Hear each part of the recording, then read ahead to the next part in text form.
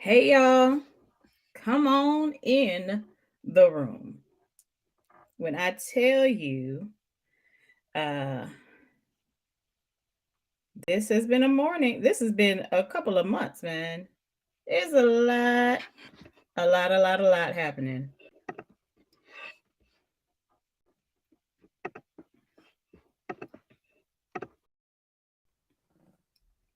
We doing all right? Uh-oh, what is happening? What just happened? What just happened to my video? Mm, oh, you want it? Oh, listen, y'all. The time that I've had this morning trying to get things to work. But come on, let's do me a favor. Do me a favor. Wherever you're seeing this, LinkedIn, all my YouTube pages, my Twitter pages, feel free to share. Feel free to share it because the way, the whoo, God, I thank you. I thank you. I thank you for the tests and trials that bring forth patience. I thank you for the opportunity to get to see you, God, in a real way. God, I thank you for the folks who are hanging out with me and tuning in and joining uh this morning. God, I thank you. Today's going to be a great day. Today is going to be a great day because you said it would be great. And given, ooh, all of the things that I have uh, gone through. Today is about to be amazing. So come on, Jesus. Do what you do, God. Show yourself strong today. So uh I'm about to post on the social medias. Uh um Technical difficulties will not stop us, yes, from getting hashtag real. Okay,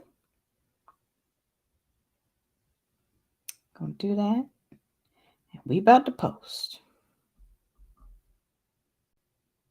We about to post. We about to post.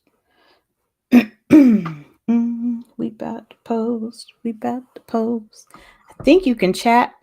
And I can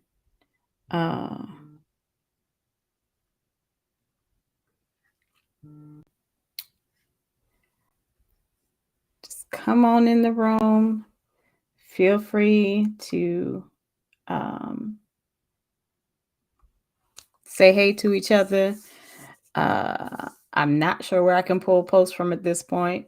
Everything went haywire this morning, but that's all right. It's still a good morning. It's still a great morning. God still gets the glory. Good morning, everyone. Welcome to Real Conference 2022. There's another welcome coming. But given the fact that I am starting late and there have been technical difficulties and all things have gone haywire this morning, I need to make sure to come through live and in person to let you know that God is doing great things, even in the midst of all the things that have come to thwart this conference this morning. Every time I do Real Conference, something happens. It just lets me know that God is he's doing a work and the devil is mad. So you about to be real mad, bro, because we got some things today. But I'm not going to belabor it. Y'all, here we go. It's Real Conference 2022. Let's do this, y'all. Hold on, because I had to use a whole nother system, so I don't even know really what I'm doing right now. But what we about to do is get real. How about that?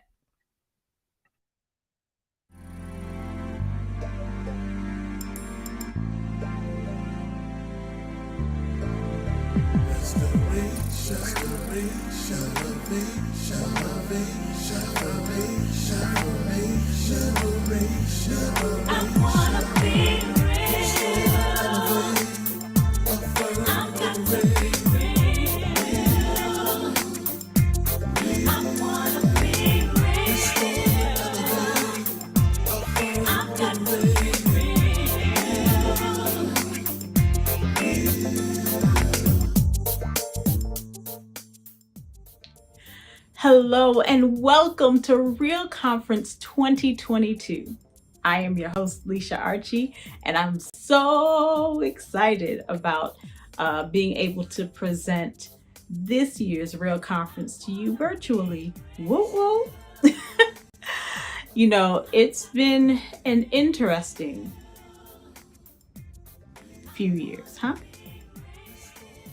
We have so much to talk about. We have so much to get into. Let me tell you, if you don't know anything about REAL stands for Restoration, Elevation, Affirmation, and Liberation. It is a step process to wholeness in various areas of life. So if you're ready, are you ready to be real? I hope you are. Why? Because there is so much information, so much in store, so much fun over the next little while. We're going to talk about being real and what it took to get real and how we can get real in our finances, in our emotions, and spiritually. I'm really excited about these conversations that I've had with our speakers. Because I went back, y'all. I went back to some folks who have been with me throughout this journey, who have met me in my real process and have kind of seen it from the beginning. So I'll tell you the speakers in a minute. What I really am thankful for to God is being able to bring this to you. A lot of life has been lifing lately, and I'm grateful to be able to share what God has put inside of me with you. This is about to be the realest real I've ever reeled, y'all. So, for those of you who don't know how real came about, like, okay, who are you? How can you talk to us about being real? So let me tell you my real story. I will say trigger warning. I will say there's some adult content here. So if you have young ones around, you might want to get them out of the room. My real story started in 2004, December 17th, 5:34 p.m. I was raped. And for the life of me, I could not understand why that happened to me.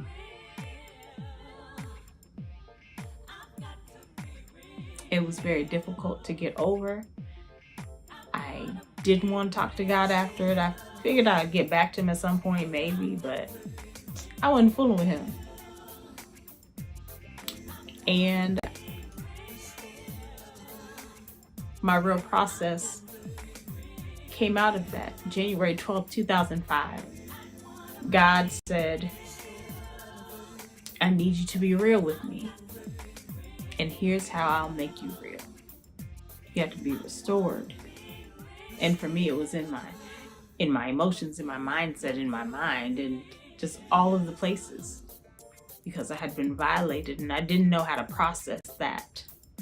Even with reading scripture and praying and the verses people were sending me, those that knew.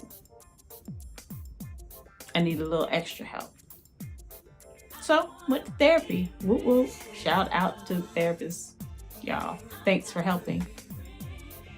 Because we absolutely need Jesus, but sometimes we need somebody who might know a little bit more than we can gather ourselves. I also had started reading Rick Warren's Purpose-Driven Life because I really didn't feel like I had purpose at the time. That helped me get back to God. Therapy helped me get back to myself. And then I was able to put those together so me and God could walk together again. And so I had to get restored. And then he could elevate me. And he could affirm me in that process. And I can affirm myself in that process. Because I started off broken.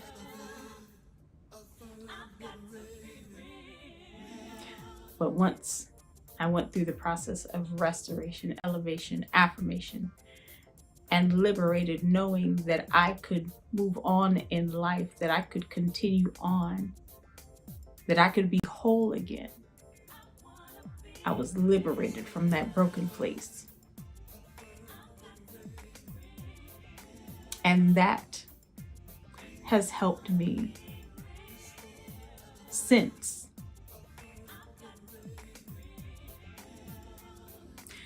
So when I say real, when I wear green and gold, it's not something catchy, kitschy, or colorful to say. It has real deep meaning for me, and it is my life. And so I tell people because I know what it's like to be on the edge of sanity, looking at insanity because it looks better than your reality. I know that place.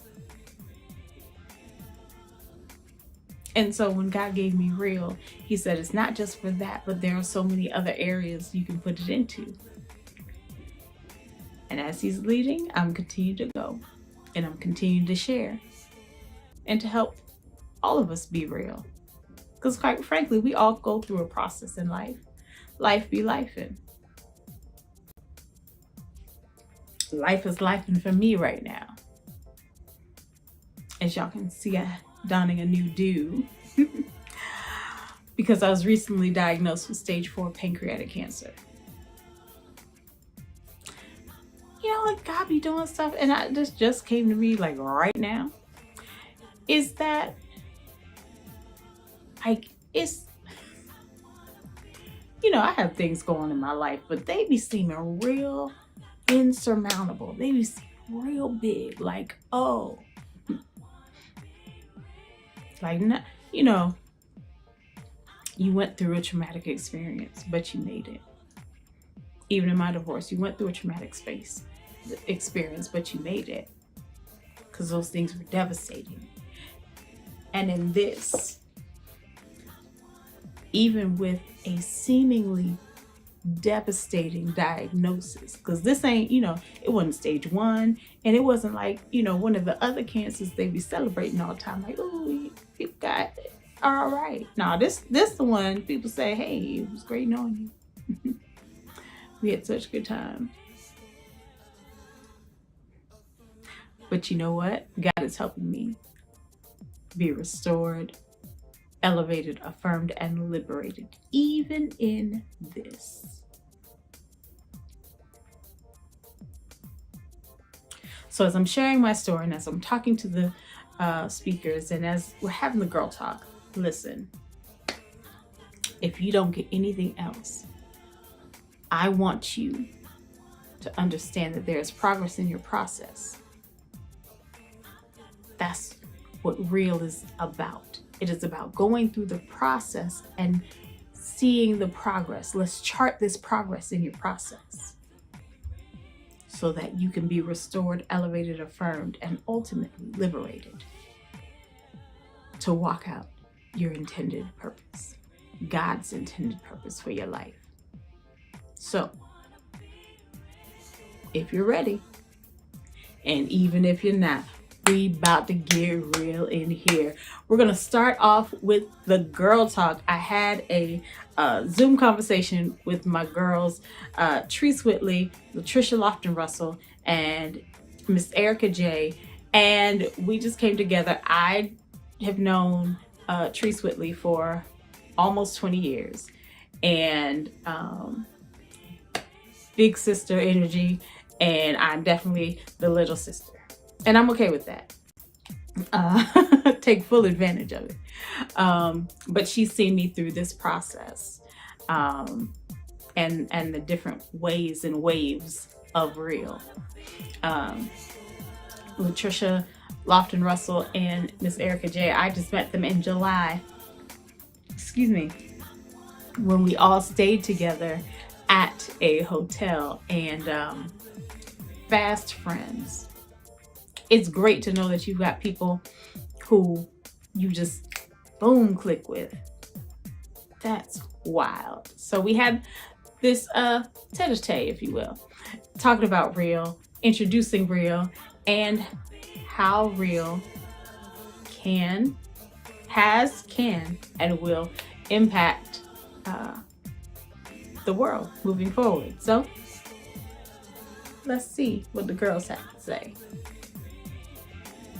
Oh, wow. Wait a minute. Hey guys, it's Leisha, and we are having real conversations for real conference because, you know, we're all out here trying to get restored, elevated, affirmed, and liberated in some area of our lives, if not all of them, because it is a process. Mhm. And we want to talk about the process and understanding progress in our process and kind of how we navigate through certain things. Now I've got some phenomenal people on here with me. I've got I'm gonna call her Peaches. Some of you call her Trees. But Treese Whitley is one of my guests, longtime friend. Yay! Very excited to call her a good friend for a whole bunch of years. And my new friend, Latricia Russell, who I just met a couple months ago, and now we're fast friends, and we, get on video chats at least once a month, and and talk about meetings and stuff. And While talk for 12 hours right, when we get on. Literally. That's why I can only be once a month because we're going to be on for 12 hours. right, but that's okay. That's okay. Absence makes the heart grow fonder, and then we have a lot to talk about. We got to get it all out in that session, so it's cool. We may have other guests as we go through the day, but so we're talking about real, and I want to give a little synopsis. I know Peaches knows because she's known me forever, but Latricia's kind of getting in in that space, and so I just want to share a bit of my story about real, kind of how it came about, and then how I'm utilizing it even now. And I'm gonna give the clean version. If you want the raw, dirty version, that's on my YouTube channel. So the the clean version is I had a very tragic thing happen to me back in 2004, and really left me devastated and broken to the point where I was like, I don't want to be here anymore. I know I'm supposed to be, but I don't really want to. This has really broken me completely. And I didn't want to talk to God. I mean, I knew I had to eventually get back to him, but I was mad. Like, why would you let this happen to me? I've been doing your work, Lord. I've been helping in churches. I've helped started churches and schools and done all of these things in your name, Father. Mm-hmm. And you let this happen to me? Oh, nah, bro. I'm done. Mm-hmm. And so that happened December 17th, 2004. January 12th, 2005. Well, January 1st, 2005. I started reading Purpose Driven Life by Rick Warren. And I was really just reading it One, because somebody had given me a book and it was like after the fad of the book had gone by. And I was like, I feel like I need purpose because right now I ain't got none. And on January 12th, the Lord told me, and that was probably one of the first times I actually heard him very clearly, which was scary. I don't do spooky Jesus, but very clearly I heard him say, you crumbled because you weren't real with me. You were doing all of these things, saying they were for me, but you weren't being real with me. So let me help you get real. How you get real? I have to restore you. You have to be restored. Once your foundation is set, then I can elevate you. I can affirm you in this process as you affirm yourself, and then you are liberated from the things that had you broken before. And like, what? Okay, Jesus. All right. So, my process to getting real in that space was emotionally. I went to therapy because like I said, I didn't want nothing to do with Jesus. My therapist knew Jesus, but since she knew I wasn't there, she didn't start there. She started with the technical, practical, stuff, and then got me back to Jesus, which was awesome. I kept reading The Purpose-Driven Life. That was helpful. And then what I realized as I went through my own process was that I started tracking progress in that space. I started seeing myself move further along than where I was initially. And I started understanding how I was operating before and how that, okay, I wasn't really being real. I was just doing these things because that's what I was told to do, not because I had a heart for it. Not that I didn't have a heart for it. I was just doing the work and not really putting in, my all to understand why I'm doing this work. Why am I doing all of these things? I was just doing. And so, the process of real for me helped me see what I was doing wrong and helped me fix some things and change some things so that I wasn't stuck in the thought process, well, if I do this, then God's going to do this. No, it's like, God, if I'm focused on you, then I understand why I'm doing these things, why things might happen to me, but then also how I can flip the script and have a paradigm shift as far as how I navigate past that space. And that has been very helpful for me. And as I share it with other people, the feedback that I get, I'm not just saying this because God gave it to me, but, actual feedback is that understanding that one, we're in a process. We're all in a process. But being able to chart progress in our process and navigate through things so much better as we move forward in life, because we're always going to encounter something. There's always going to be a thing, a something.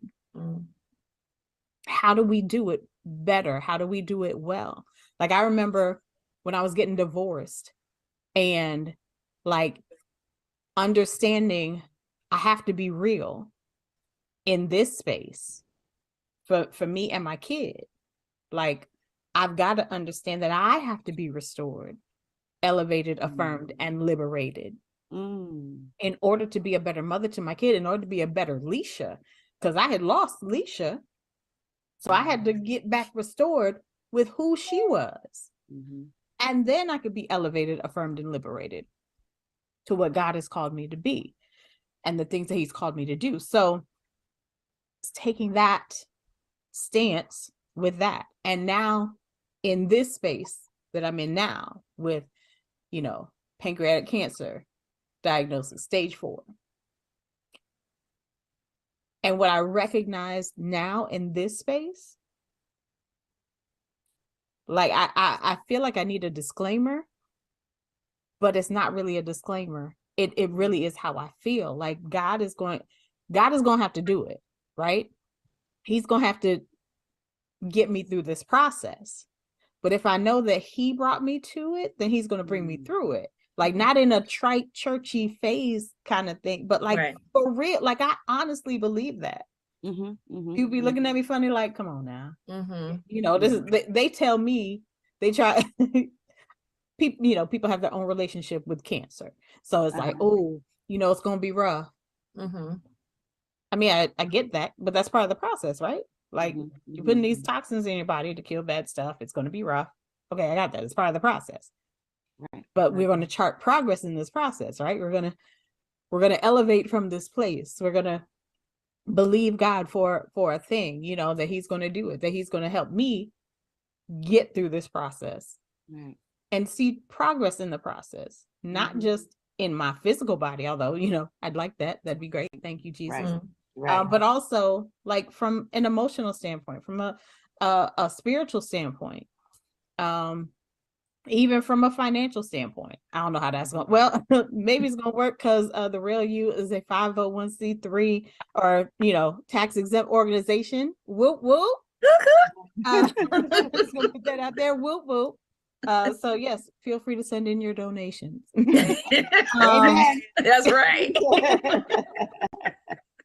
But at the end of the day, the one thing I want people to know about me in any aspect is that I'm real.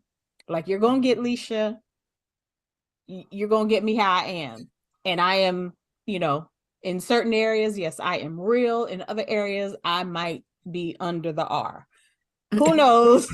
It is process in progress. That's what we're doing right now. That's what we're doing. So, and that's just kind of my shortened real story, and why I want to do Real Conference, and why I want to share Real and put together the Real You, the trainings that I put together, is because I want other people to understand that we're all going through something. Even when things are great, we're still going through a thing. And there are spaces where we have to, learn how to navigate, learn to be deft, understand that we're in a process. Yeah. Part of it is like, we don't want to be in the process. We just want it to happen. That's a big part. Not saying that God can't do it. You know what I'm saying? Like, He can, right? But He don't be doing it like that most of the times. At least not in my experience. He don't be suddenly a lot. So, I wanted to share my story, but then also share, and kind of get where, I know Peaches has known my story for a long time, and Latricia, you're just getting to know me, and Erica is coming on. Whoop whoop. She got the disclaimer, right? Oh. Oh wait, we gotta wait till the audio connects. Immediately. We're on live. Oh, yeah. Oh God. Let that audio connect right quick. But I am going to ask you guys for your take on either Real, because just kind of hearing about it, or you've known about it, and kind of based on what I've told you, let me see how to put it. If you have your own real story about how you came through a situation, and how you navigated that, because we all do different things. Hey, Erica. Hi, Erica. We're on live. We're on live, honey. We're on live. Disclaimer. This is your disclaimer. Felicia's conference. We're talking real, but not that real. No, I'm just right. Well, listen. Hey, I'm with it. It's whatever. It's whatever. Erica, you doing all right? Yeah, holding on. That's it. As long as you holding on. You like live? We like live on each other's live, or this is live like it's on the social recorded media? live. It's recorded live that's going for her Real Conference. Got you. But she want real discussion. Okay. So this is something she can edit. Yes. Okay. All right. You gotta Listen, say a disclaimer. I'm not doing no whole bunch of editing. One. Be like beep, beep, beep, beep. No. Right. Hold on. And I said,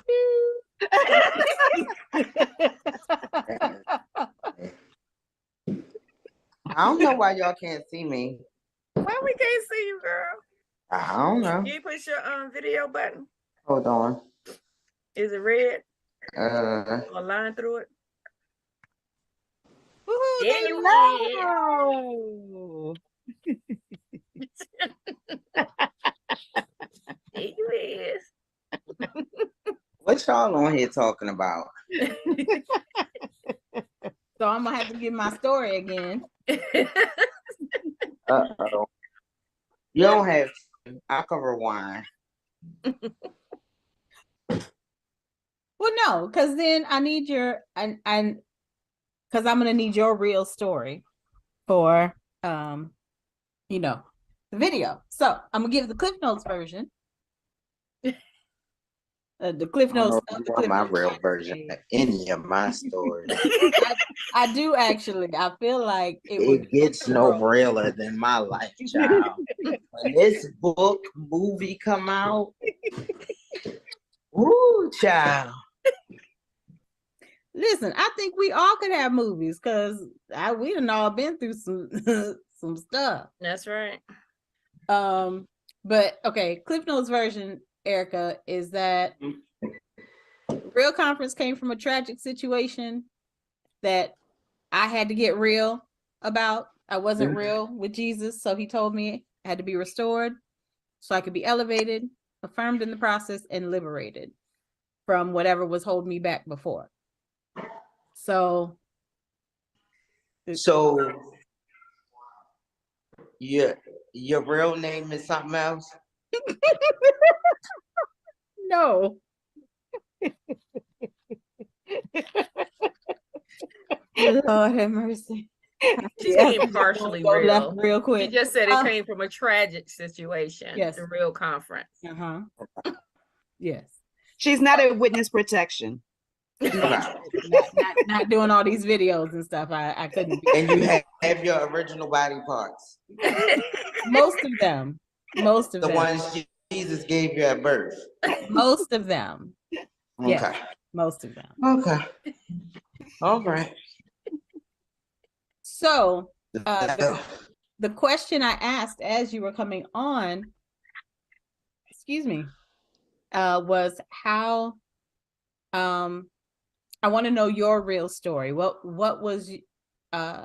is something that has taken place in your life that you had to go through your own process, and how did you see progress in that process? Or if you're in the middle of a situation and there is something that you see now that you can implement for you to get through your process.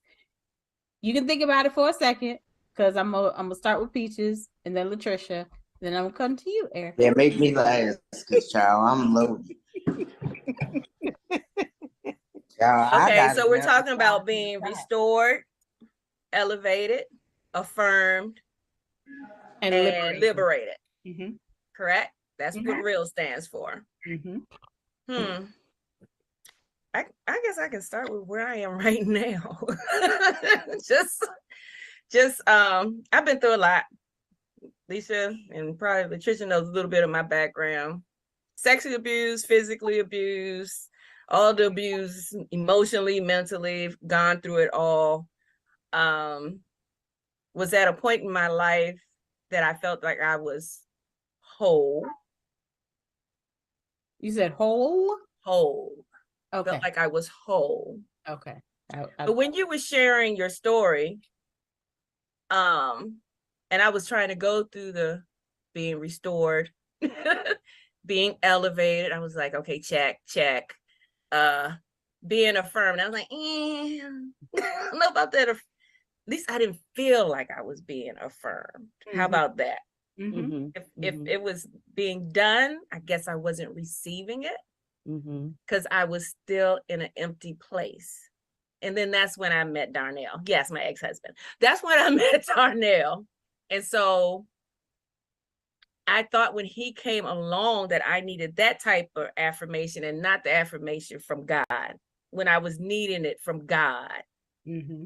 So God allowed me to go through that process, through that marriage, and it built me up in ways that I never thought that I was going to be built as a woman of God.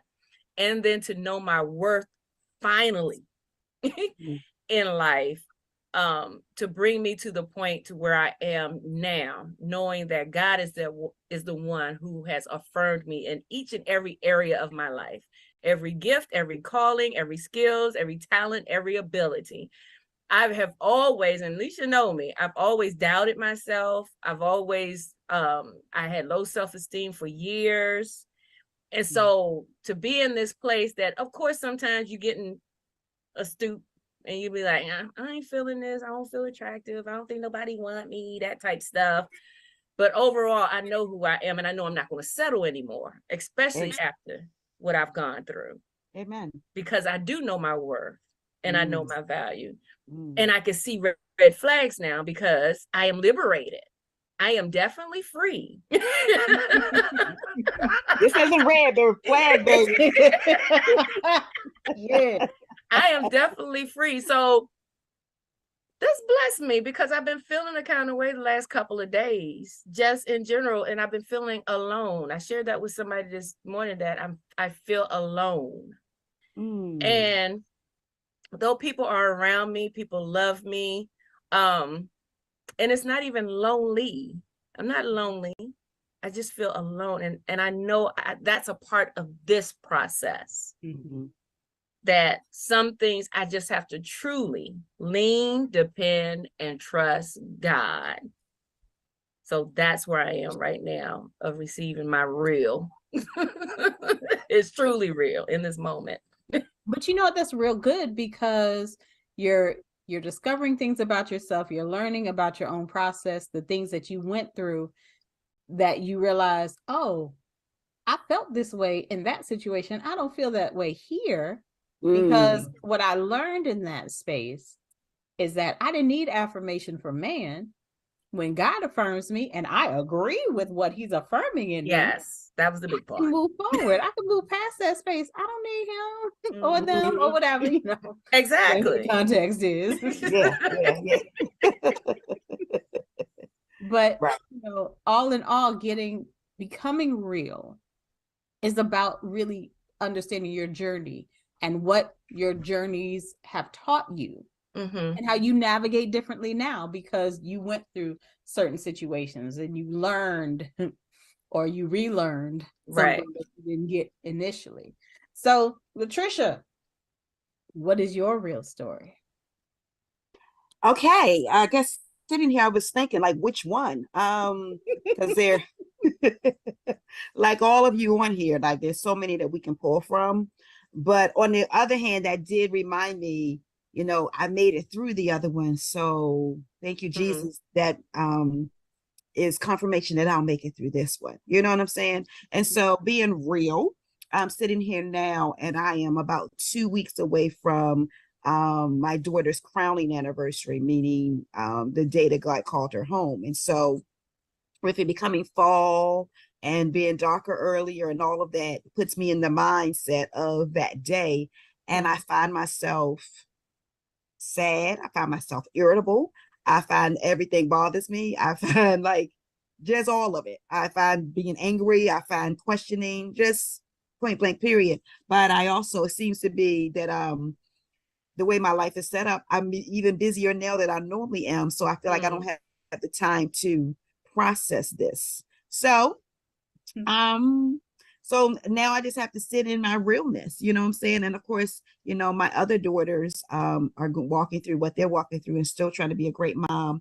It happens to be a time where my husband is really going through with some things that are going on in his life, and I'm trying to be a good wife, and I don't feel like I'm being good at anything. You know what I'm saying? Like I'm barely making it. So I just have to pull on people used to tease me back in the day and said I had a ridiculous, crazy faith. Like I was the type that if I had an eviction notice on my door, I didn't pack a thing because God's not going to evict me. And everybody was like, you got 4 days, you got 3 days, you got 2 days. And the caravan or the sheriffs have to really come. And I still said, Jesus is going to work it out that I'm not going to be evicted. That's just the type of faith that I had. And so to be walking through this now, I'm trying to pull on that old crazy faith because I have to admit it's kind of wavered in the last 2 years because like you, Leisha, like you, Treese, like you, Erica's, like our whole lives, like no exaggeration, we have gone hard for God, like hard. Yeah.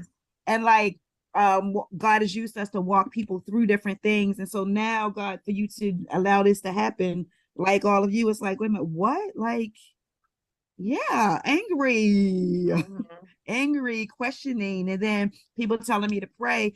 I also lost my sister 2 years ago, and now it's breast cancer month, you know what I'm saying? And so all of that just, you know what I'm saying? So, but what I love is that I'm surrounded by, this is part of my realness. I'm surrounded by you, Treese, who have been, you know, in my life for years. And I'm just glad that we're getting close now. And I know things that you've walked through and that you've conquered. And so that reminds me of the type of God we serve. I've known you, Leisha, for just a short period of time, but I know it's a gift from God because I don't normally make friends this fast. So to build this friendship with you so quickly, I know that that's God. And so from hearing the things that you've walked through and things I don't even know of yet, and one you're walking through now, it's a reminder that God does all things well. You know what I'm saying? And then Erica and I have known each other. Our parents were friends when we were little girls, but we've gotten this new closeness. All of this is a reminder that God loves us and that what we're walking through, He's going to carry us through, and we're going to be victorious on the other side of it. And so I don't think it's ironic or coincidence that the four of us have been connected. Treese and Leisha, yes, you've been friends for, I'm gonna say decades. I don't okay, decades. And we've been friends like 2 months, you know what I'm saying? But I really like have so much love for you, Leisha, and I really feel like God sent you and that you're a friend. I don't consider you an acquaintance, you know what I'm saying? And so I'm grateful for that. And I think you're so dope. And I think that this real conference is dope. And I think that the fact that we women can get together and hold each other up and straighten up each other's crowns is what being real is all about. Because when you don't hold it in and you let it out and you're able to hold each other's arms up, I think that's how you are really real. Absolutely. I mean, we can't, I didn't navigate these spaces alone. Like, Right. you know, I needed my friends. I needed professional help. Right. And just understanding where you are in a place that, you know, hey, I know I can't do this. And God, I know you got me, but I don't feel you. Like, you're not right here. I can't touch you. I can't patty cake with you, God. I need to patty cake with somebody just so, you know, I know I'm not like in this space alone. And so, and that's really also part of it. Like, we are going through this ain't no little chinches like, ooh, I only have $2. We've all been there before, and you know, we figured it out. Like, that ain't the thing. when we got like real life, other people have been taken out for less than the things that we are experiencing even right now. Like, just all of the things that are happening, but we all have a story that we have gotten through a thing. The fact that we're here means that we've survived the worst days of our lives. So if that is the case, then there are things that we have learned through this process that we know are going to take us through whatever we're experiencing right now. Is that fair? That more than yeah, you're preaching good. You're preaching good. Yeah. So Erica, what is your real story? Or do we just need to pray right now? Oh, you're on mute.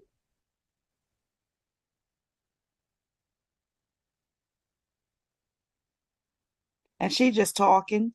Erica, do you know you? Okay. I don't know what real story y'all want. I got a lot of them. I'm not even being funny. I don't even know how to narrow it down. Even with what I'm going through right now. So I don't know. Whatever pick comes to you one? first. When we pick one, y'all want to pick one? You want to give us eras, topics? All of Teresa's traumas with the abuse. I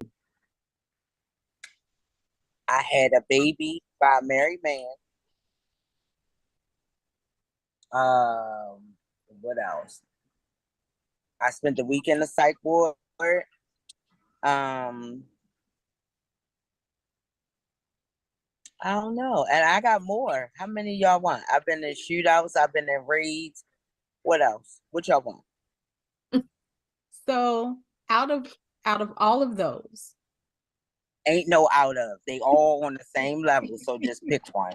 no. Like, so, okay. So with all of those, how do you navigate now better than you did in previous experiences? I'm a lot more mature, number one. Those other things that I've experienced after, I feel like there are no bad relationships or bad situations if you were able to get something from it that allowed you to grow, that you can apply and things that happen after. That's real good. That's real. I've literally had to take things from other situations and apply it to the next. And I've always looked at it as, God, I know I'm a good person. I know I have a good heart. These things didn't happen to me because I'm evil or anything. There is something that you needed me to get out of this. Yes. There's something that I was supposed to get out of this, not even necessarily just for me, but for real conferences and for situations like this. Even down to what landed me in the psych ward. All of that. I have never, I don't think in my life had to deal with so many people close to me having those situations or feeling those emotions of suicide. I literally was on my way to church Sunday and couldn't make it to church because my goddaughter was suicidal. And there's so many God is so strategic because there's so many things. While everybody sees everything that's happening amazing in my life, I am carrying weights that people know nothing about. And I've had to look at the fact that regardless of where life has me and what I'm being dealt, there's somebody that needs me. There's somebody's situation that's worse off than mine. Yes. And there's some reason that God placed me in the path of the person that needed me at their time. That's good. That's yeah. So, and that gives you that push and that reason to move on and press further and not give up. It's in those times that God, weird enough, God uses me when I feel like I'm at my breaking point or I've had enough. You know, God sends somebody my way that needs me. And I'll be like, I'm going through, like, what the heck? Like, why? Can't they call somebody else? I got my own shit. Listen. Erica. And that's why I'm one of those people that when I'm going through and when I'm dealing with stuff, I keep it, I carry it, I bury it. And because I feel like everybody's going through, and who the hell cares what I'm dealing with? You know, so. And then you don't want to burden people because they already, you know that they got their stuff too. Right. Life be lifing. Life be life. Yeah, life be life. Yo. Okay, can we type that in the chat? Life be life. Listen, I'm about to make. That's a shirt, girl. That's a shirt for real. I was about to say, I'm about to make some t-shirts. You better start branding. I mean, listen, life really has been lifing. Like, okay. So my real story right now is just because, like, when I saw y'all in July, Mhm. won't none, aside from a few little things, the regular stuff, wasn't nothing wrong with me. 2 months later, I'm stage 4 pancreatic cancer, and this the one. Other cancers, they like, okay, we got cures. There's support groups. This the one. We're like, it was nice knowing you. Like, what in the world? And I'm like, yo, for real, Jesus. Like, he gave me the date for real conference even before all of this. And I was like, I don't really want to do it, but okay, people keep asking, so I would do it. This is about to be the realest real conference ever. Because if for nothing else, I've been doing real conference since I did my first one in 2011. And then I get scared and do it like 4 years later. But anyway, then this is my 5th one I've done. 6. And if for nothing else, this conference this year, got to be the realest joint ever. Because I don't even know what this process is supposed to look like. I don't even know, honestly, I don't even know whether I'm believing God for healing on this side. And it's not like I'm not, it's just like, I want to be real, like with myself. Like, I don't want to have all these expectations. Oh, I'm going to get better. The Lord is going to heal me. It's going to be miraculous. It's going to be wonderful. He absolutely can do that. I do not doubt that. But if he doesn't, what am I leaving here as my legacy? From what does my life mean? I want people to know beyond anything else that I'm real. You get the real Leisha, how God is talking to me, how he is using me to say things to other people. And that in this space, however God heals, however he restores, elevates, affirms, and liberates me, I am okay with that. I am okay with however he does it, because my life will be a testament to who he is and what he's done and how he works, whether it's here or with him. Yes. So that's, if I'm going out with a bang. If I'm still here, I'm just going to be like, bang, bang, bang, pew, pew, pew, pew. Okay. But isn't that how we're supposed to be? It is. That's the thing about it. That's how we're supposed to have unwavering faith and trust in God. Unwavering. But how often do we have that? For real? Exactly. But So just to know that I've learned, if nothing else, we talking about real, I be real with God. I be like, listen, it ain't that I think you gonna fail, because you the OG. Right? Am I waiting? And with the adversity, I think I'm gonna fail. I know you ain't gonna fail. I might fail in the process.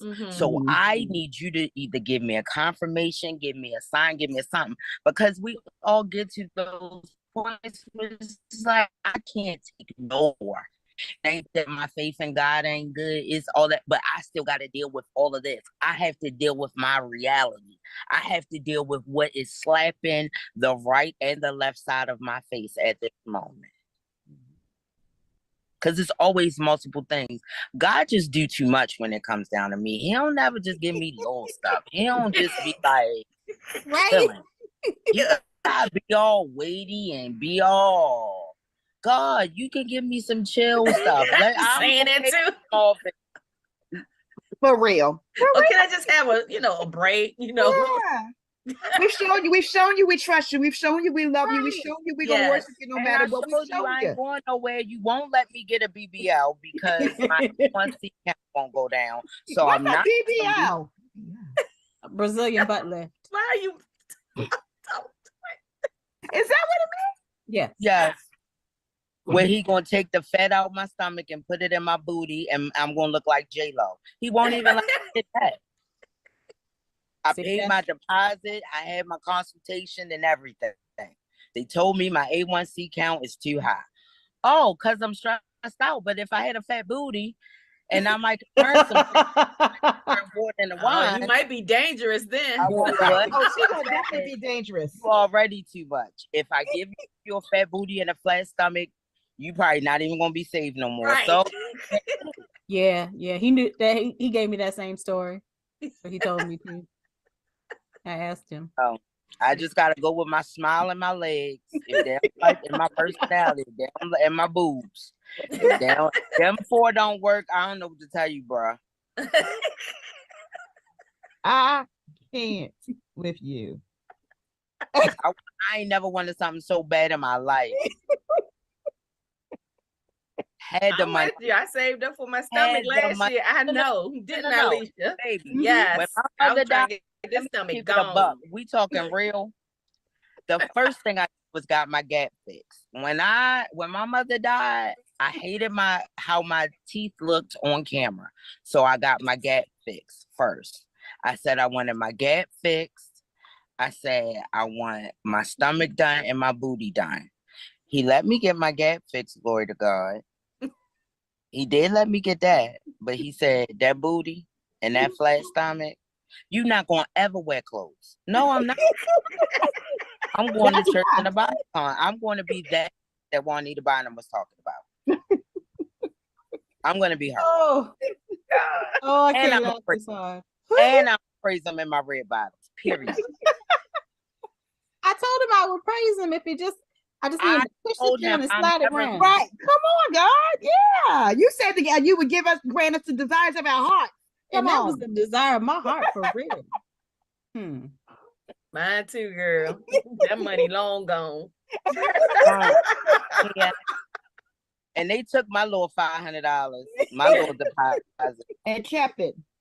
yeah, because they told me if I had to send a note from my doctor saying I had uncontrollable diabetes, which I did, but I didn't read that in the fine print until after that grace period was gone. I just got discouraged and thought, they get you with the fine print. Good gracious. Okay. That's real. Lord. All of this is real. The BBL, that's what's called BBL. Now, look it up, sis. See, that's because you already had a flat stomach and a fat booty. You a whole model. These flat booty girl problems. You don't know nothing. The same don't you know are out nothing. here winning pageants and stuff, Patricia. They ain't giving them. You don't have these kind of problems. I mean, not to say that you don't have problems, though. We know you do. I mean, not in a bad way. Those kind of problems. Look, even her lip. Well, the people told me I have nice lips, but you know, Trisha, she got them. Look at her. She the only. Look at this. People pay for those. Okay. Kim Kardashian paid to get her lips to look like yours. Her and Kylie. Okay, and then we're gonna jump off of this. But I am gonna say, when you grow up with everybody thinking that your lips are swollen, like did you just fall or get popped? What? It just became popular 10 seconds ago. I've been living with it for 55 years when they wasn't popular at all when you were on the ugly list. But anyway, thank you. Look at me. Big nose, big lips. Oh, the black girl. Whoa. Misha, she done turned this real into real. Super real. Real 2.0. Well, you know, that is one aspect of real that we haven't talked about. We might save that for Real Conference 2023. But for this year, 2022. Oh, you're doing this year. I'm doing it October 29th. October 29th. That's tomorrow. Just about. So is it virtual? Yes, it's virtual.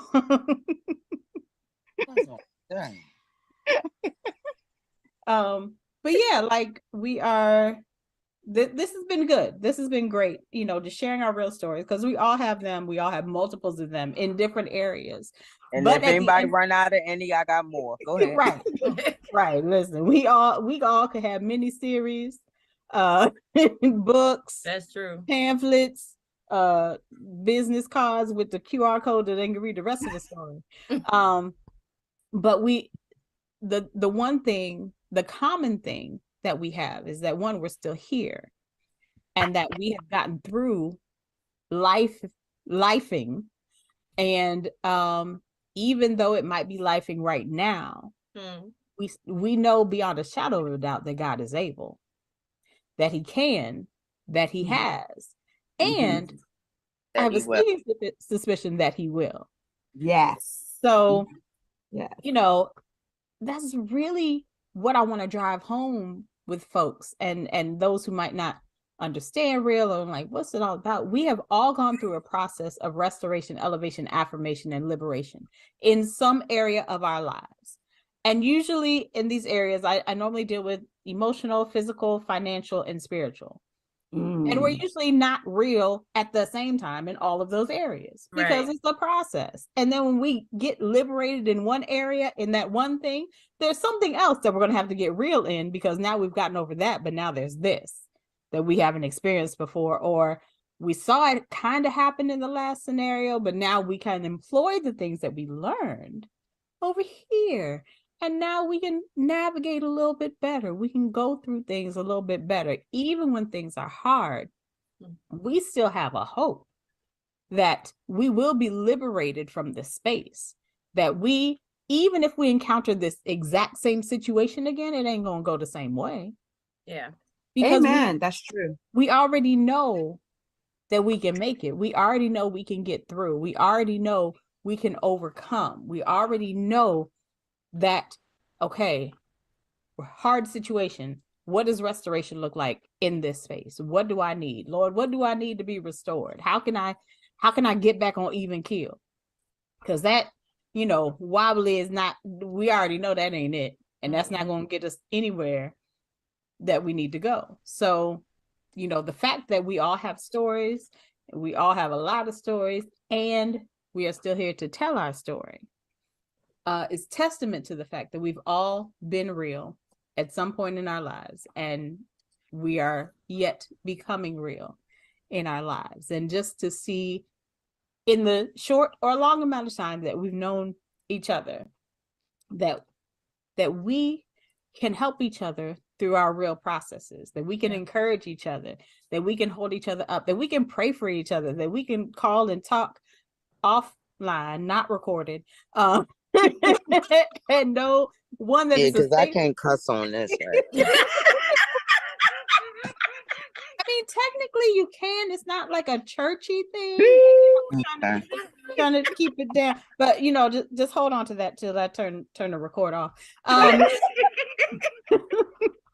But we have a safe space with each other, knowing that we really do our different stories, but we've all made it through all of the things that we've been through. We're making it through the things that we are going through, and we will continue to do so and hold each other up through the process. Even on broken pieces, child. Man, Honey, what? On broken pieces. Broken crayon, still color, They child. still color. And that's another tweet, y'all. That's another tweet. Yep. About to tweet this, share it, make a graphic. You got the Canva up, Peaches? Yes. Life be lifing. Broken crayon, still color.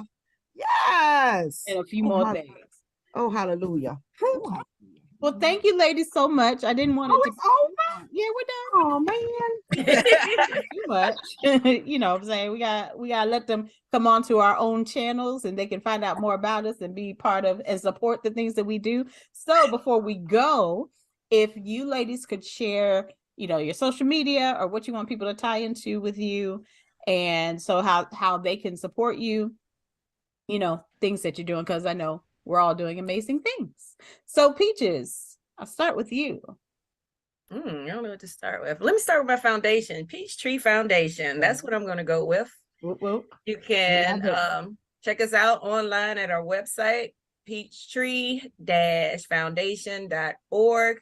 To find me, as far as my radio station, that's I Am Radio. That's I-am-radio.com. And I am on all the social media sites as Treese Whitley. Do I need to spell that?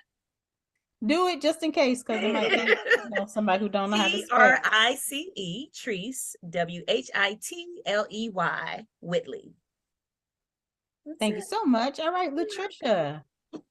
Okay, family, would love to connect, share, let's talk, let's tweet, let's visit, let's follow, let's like, let's all of that.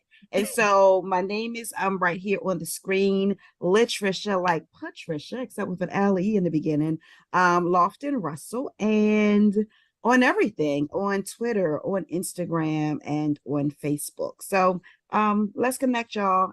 Every time you're in someone's space, they should leave their encounter with you feeling taller. So my prayer is that you're feeling taller from sharing time with us on today, and that you'll do the same for others. Pay it forward, sisters. Pay it forward. All right, Erica. Yeah, let's connect. Talk to me. I talk back. As long as you ain't saying nothing whack.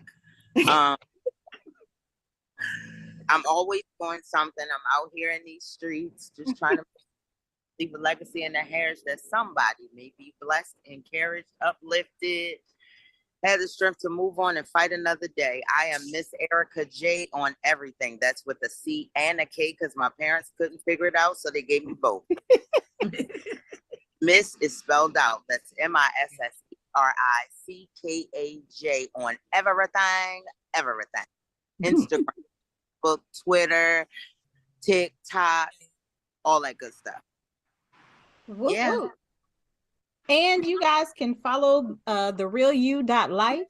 The website is www.therealyou.life, and on all social media platforms at therealyou, TheRealU.life.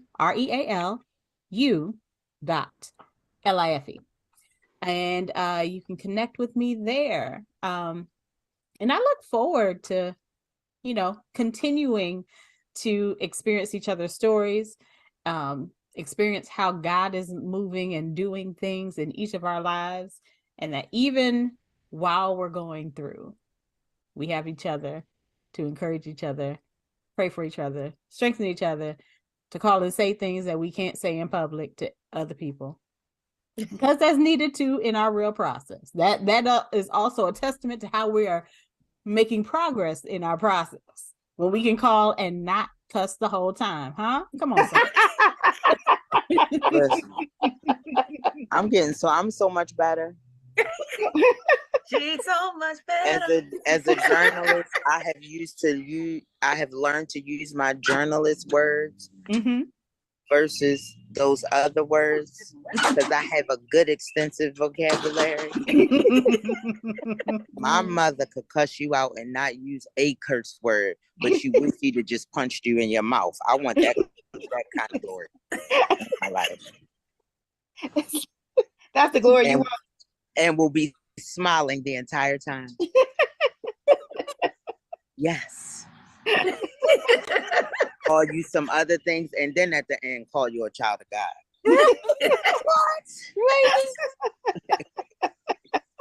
What? I think we all want that anointing. Trisha, am I lying? Trisha, am I lying? Endow me, Jesus. Yeah. The classiest, the dopest. Absolutely. Yes. That's why she had over 5,000 people at her funeral. Listen, when you leave That's a legacy, kind of all I want. Because me, I don't even want to talk. I just want to punch you in your face. So, the Lord is just working. See, as long as he's working. Small victories. Yes.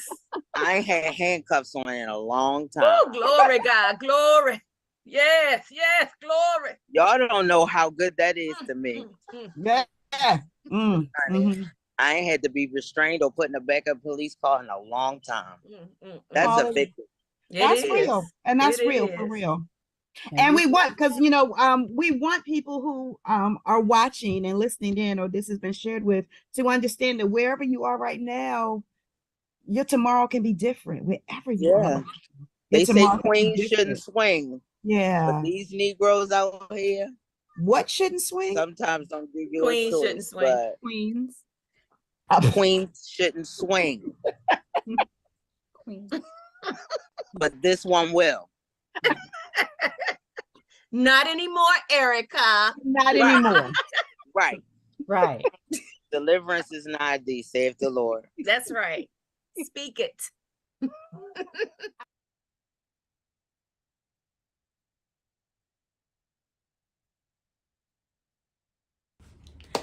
I hope you enjoyed that Girl Talk segment. Yeah, we had so much fun.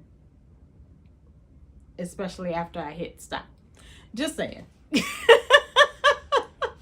It was a great conversation. So grateful that they decided to jump on, even in their busy days, to share with us their real stories and to, talk a little bit about it and how we can navigate moving forward. So, yay. Thank you, ladies, so much for being with me. Our next speaker is somebody I met. Oh my gosh. We met a long time ago. And probably probably one of the craziest friendships I've ever had, but I'm grateful because even through the ebbs and flows of life,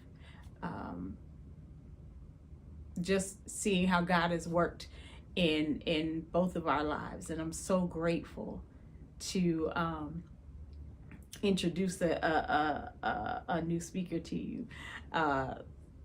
It's kind of been part of Real from the onset, but he's seen me talk about it, seen me do things, and I'm really excited to bring to you this conversation. We're going to talk about being financially real with Bishop Jamar Suber. So let's go ahead and talk to the bishop.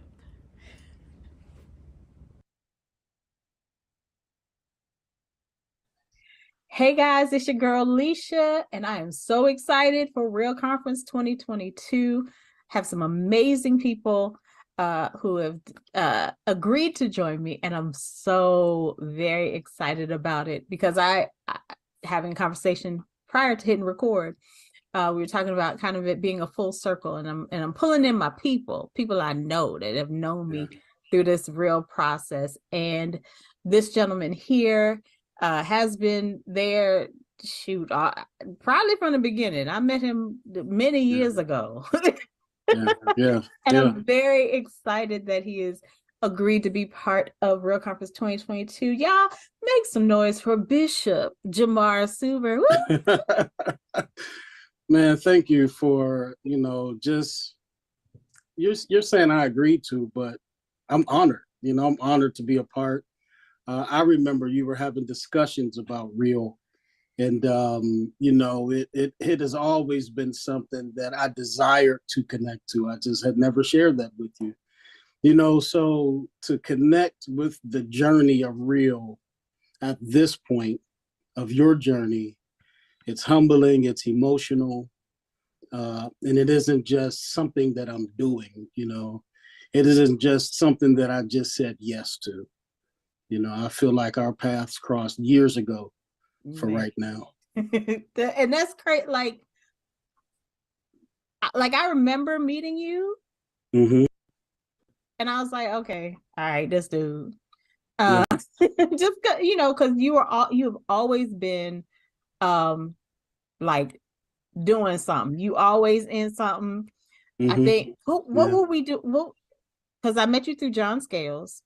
Right. And we were doing like a boxing thing or modeling thing. And I don't know. There's been so many. So many. That was, if I remember correctly, that wasn't Toronto. I believe we met when I was in Maryland. Yes. And John and I, we were working on a hotel project and a boxing project.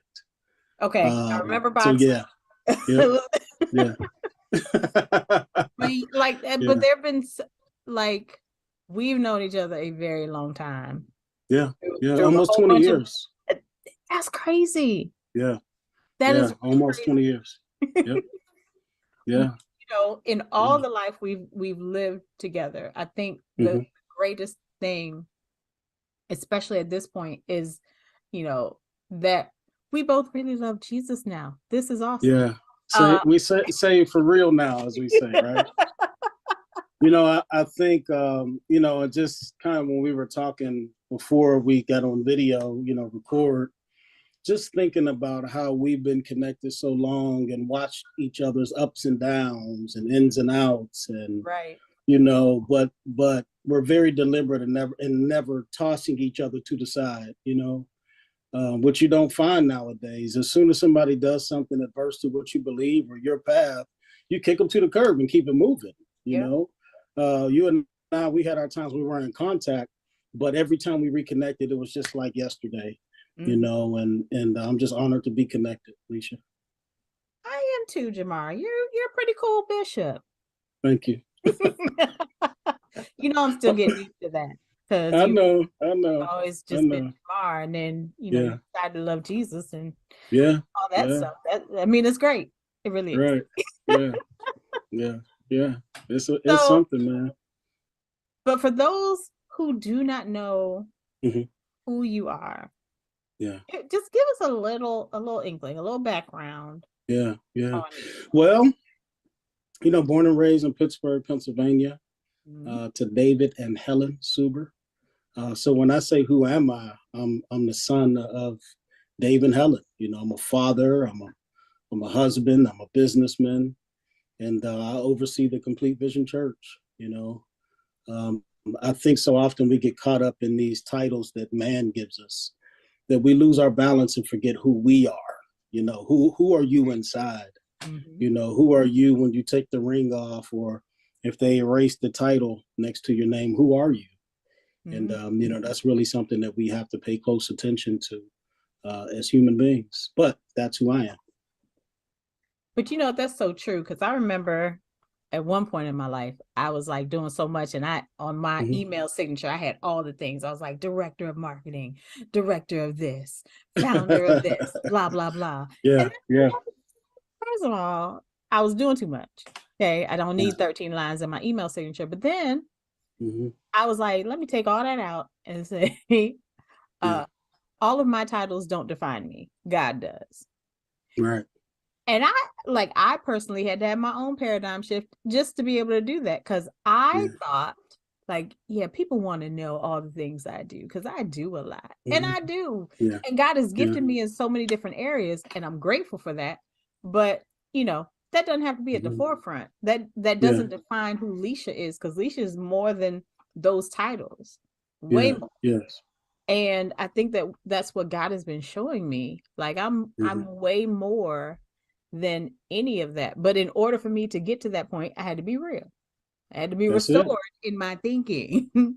Then Yeah, he could elevate me and affirm me, and I can affirm myself in the process. And then I'm liberated yeah, from, yeah. the thinking that had me thinking I need to put all these things in my email Hmm. signature. Just saying. Yeah, yeah. But Well, we have to show everybody how important we are. We do. It's just something about us being human beings and human nature, and mhm, social media statuses and all this. We got to show everybody how important we are. it don't never work out the way we think it's gonna work out though. Never, never, never, never. It It doesn't. doesn't. Yeah, It really it doesn't. doesn't. Not at all.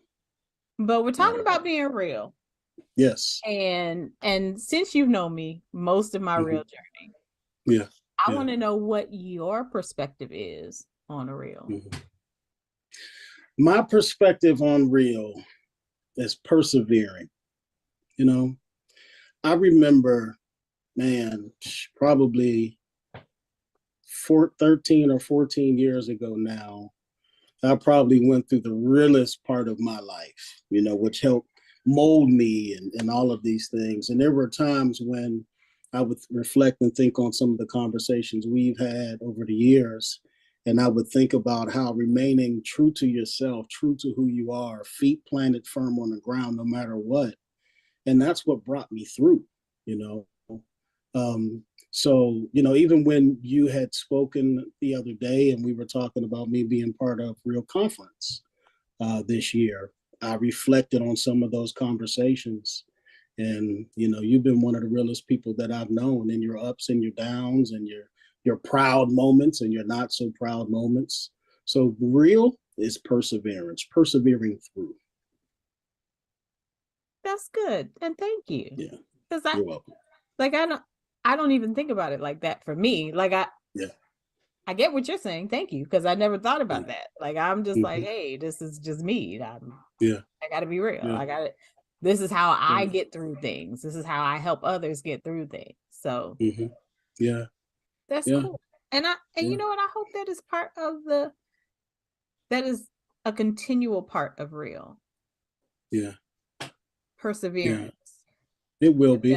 That really Yeah. is. It Huh. absolutely will be. Yeah. That's my third P. Thank you, Bishop. You're Because we got welcome. process, progress, and perseverance. Perseverance. Yeah. Okay. I mean, just think about it. Imagine what you've had to persevere, or what I've had to persevere, or the person sitting next to you had to persevere to get to this moment, to get to where you are now. You've had to persevere, or you Right. wouldn't have made it. You wouldn't have made it. You are correct. Please know I'm writing this down as my 3 points. I'm gonna have Sure. an open and a close for this. I'm gonna preach Wonderful. one day. Wonderful. Wonderful. Make sure you have your altar call at the end. Don't forget about Absolutely, the doors of the church are now open. Oh, that's good. That's real good. So, in this real space, Mhm. I asked you specifically to speak at a Speak for Real conference Mhm. 2022 because I've known every part of your life that I've known you. There has been some form of entrepreneurship, some sort of, you've Yeah. always been doing something. Yeah. And side note, random funny, I was going through my YouTube and I didn't even realize I had done a whole bunch of videos for you. I mean, it's not Yeah, a whole you bunch, it's did. like 3 or 4. But I was like, Yeah. wait, Yeah. Yeah. forgot You all did. about that. And they were Yeah. different things that you were doing at different Yeah. times. And I was like, Yeah. okay, all right. Yep, Yeah. he's been doing this. He's been doing Yeah. all of this for a very long For a long time. For a long time. Yeah. Yeah. So with you, I want to talk about being financially real. Because, even in our conversations before, when we're trying new things, doing things as entrepreneurs, because we're both entrepreneurs, and kind of figuring out what that looks like, especially from a financial perspective, because we out here in these streets, it ain't no regular check every 2 weeks. That's right. Yeah. It ain't once a month. It might be 3 months later or something, and there's so many things that one, I didn't know, or two, I didn't implement even when I knew as an entrepreneur. But even somebody who's working a 9 to 5, they get a regular check, they doing stuff. There's a point where we have to be able to look at our finances differently, look at it more than just a like, I need this money so I can pay these bills, or I need this money so I can go on all the vacations I want to. I'll get to the bills later. Right. Like, there's a whole paradigm shift when we're thinking about our finances, when we're thinking about budgets and all of that stuff. So my question to you, sir, where do we start? Man, too often people get high off I'm an entrepreneur, I'm a business owner. The high wears off, though. That high wears off. But see, the thing is that they don't keep it real. And they're still trying to shine and outlive everyone on social media while they're walking around fooling themselves. Sir, you said a whole word right there. Yeah. Yeah. And that's part of the reason. You have to be real with yourself and where you are as it relates to your business and your finances. You have to be real with yourself when you need help. If you need help, there is nothing wrong with asking someone that to be an expert in A, B, C, or D, that you need help. And then being able to let go enough for that person to help you. If you are running a business that you can run by yourself, the vision is too small, or your thinking is too small. So when you bring in said people, whether you're paying these people or they're volunteering, you have to be able to not be the smartest person at the table in order for things to run smoothly. So, you have to take those particular steps in the very beginning for something to work. Being real with yourself, real about where you are, and understanding that this thing of being an entrepreneur is not easy. Before we were able to build a 7-figure business, I've dealt with, repo and all types of stuff because I put entrepreneurship first. This thing is not comfortable. There's nothing, there's no sort of thing that's called faith if you're worrying. You know what I'm saying? Right. When you're an entrepreneur, if you're a believer and you're an entrepreneur, you have to let faith guide you. And if you're not allowing faith guide you, you're going to crash and you're going to burn. And that is so true. And more than just finances, but like especially with the finances, and I think what you said first is very poignant, being real with yourself. Like we out here trying to stunt. I don't know for whom, but you know, out here posing like we rich and go home and eating ramen noodles because that's all you can afford. Exactly. Nah, bro. I think I tried that. I tried that for a minute. I did. And then my car got repoed. You mentioned repoed. My car got repoed, and then I changed my mind about that. Because I was trying to be fancy. But listen, fancy don't matter when I ain't got nothing to eat. You know, this is the thing. Social media isn't anything but a marketing tool. So if your audience isn't buying from you, who you get all these friends and these likes and all of this, we should spend less time on social media and more time paying attention to our business versus the other way around. You know, these are some of the very foundational things that you have to have in place in order to even begin about being financially successful in your business, you know. And then after you get through some of these small things, you have to look at the operations of your business and be real about that. Are you a marketer? You know, if you're not a marketer, go get yourself a marketer. If you're not an accountant, go get yourself an accountant.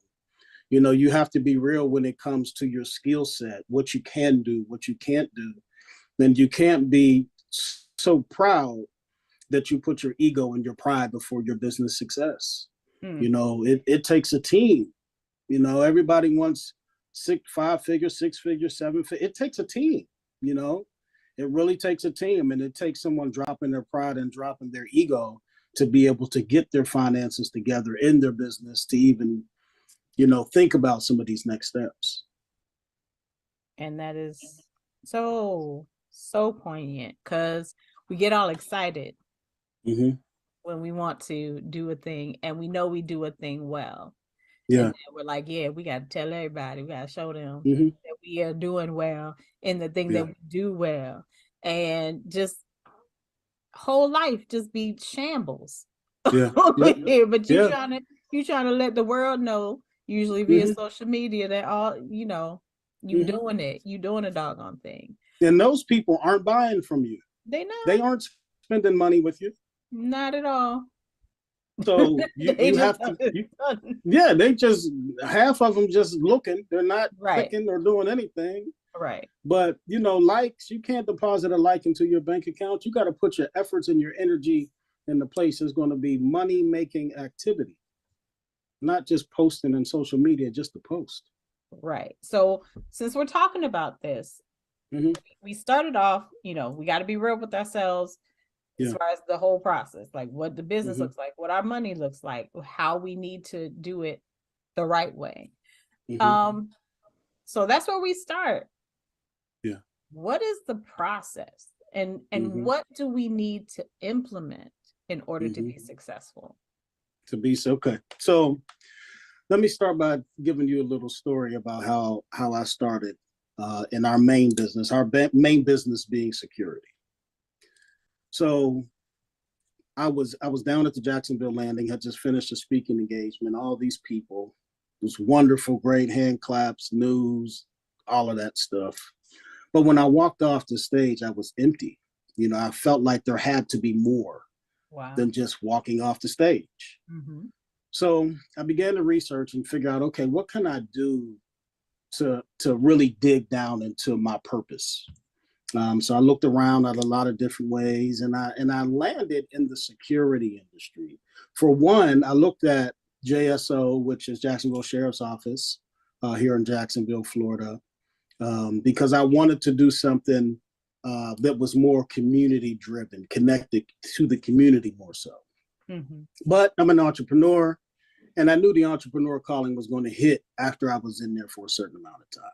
So what I did is I decided to start a security agency and go back and begin to hire people, help people to feed their families, you know.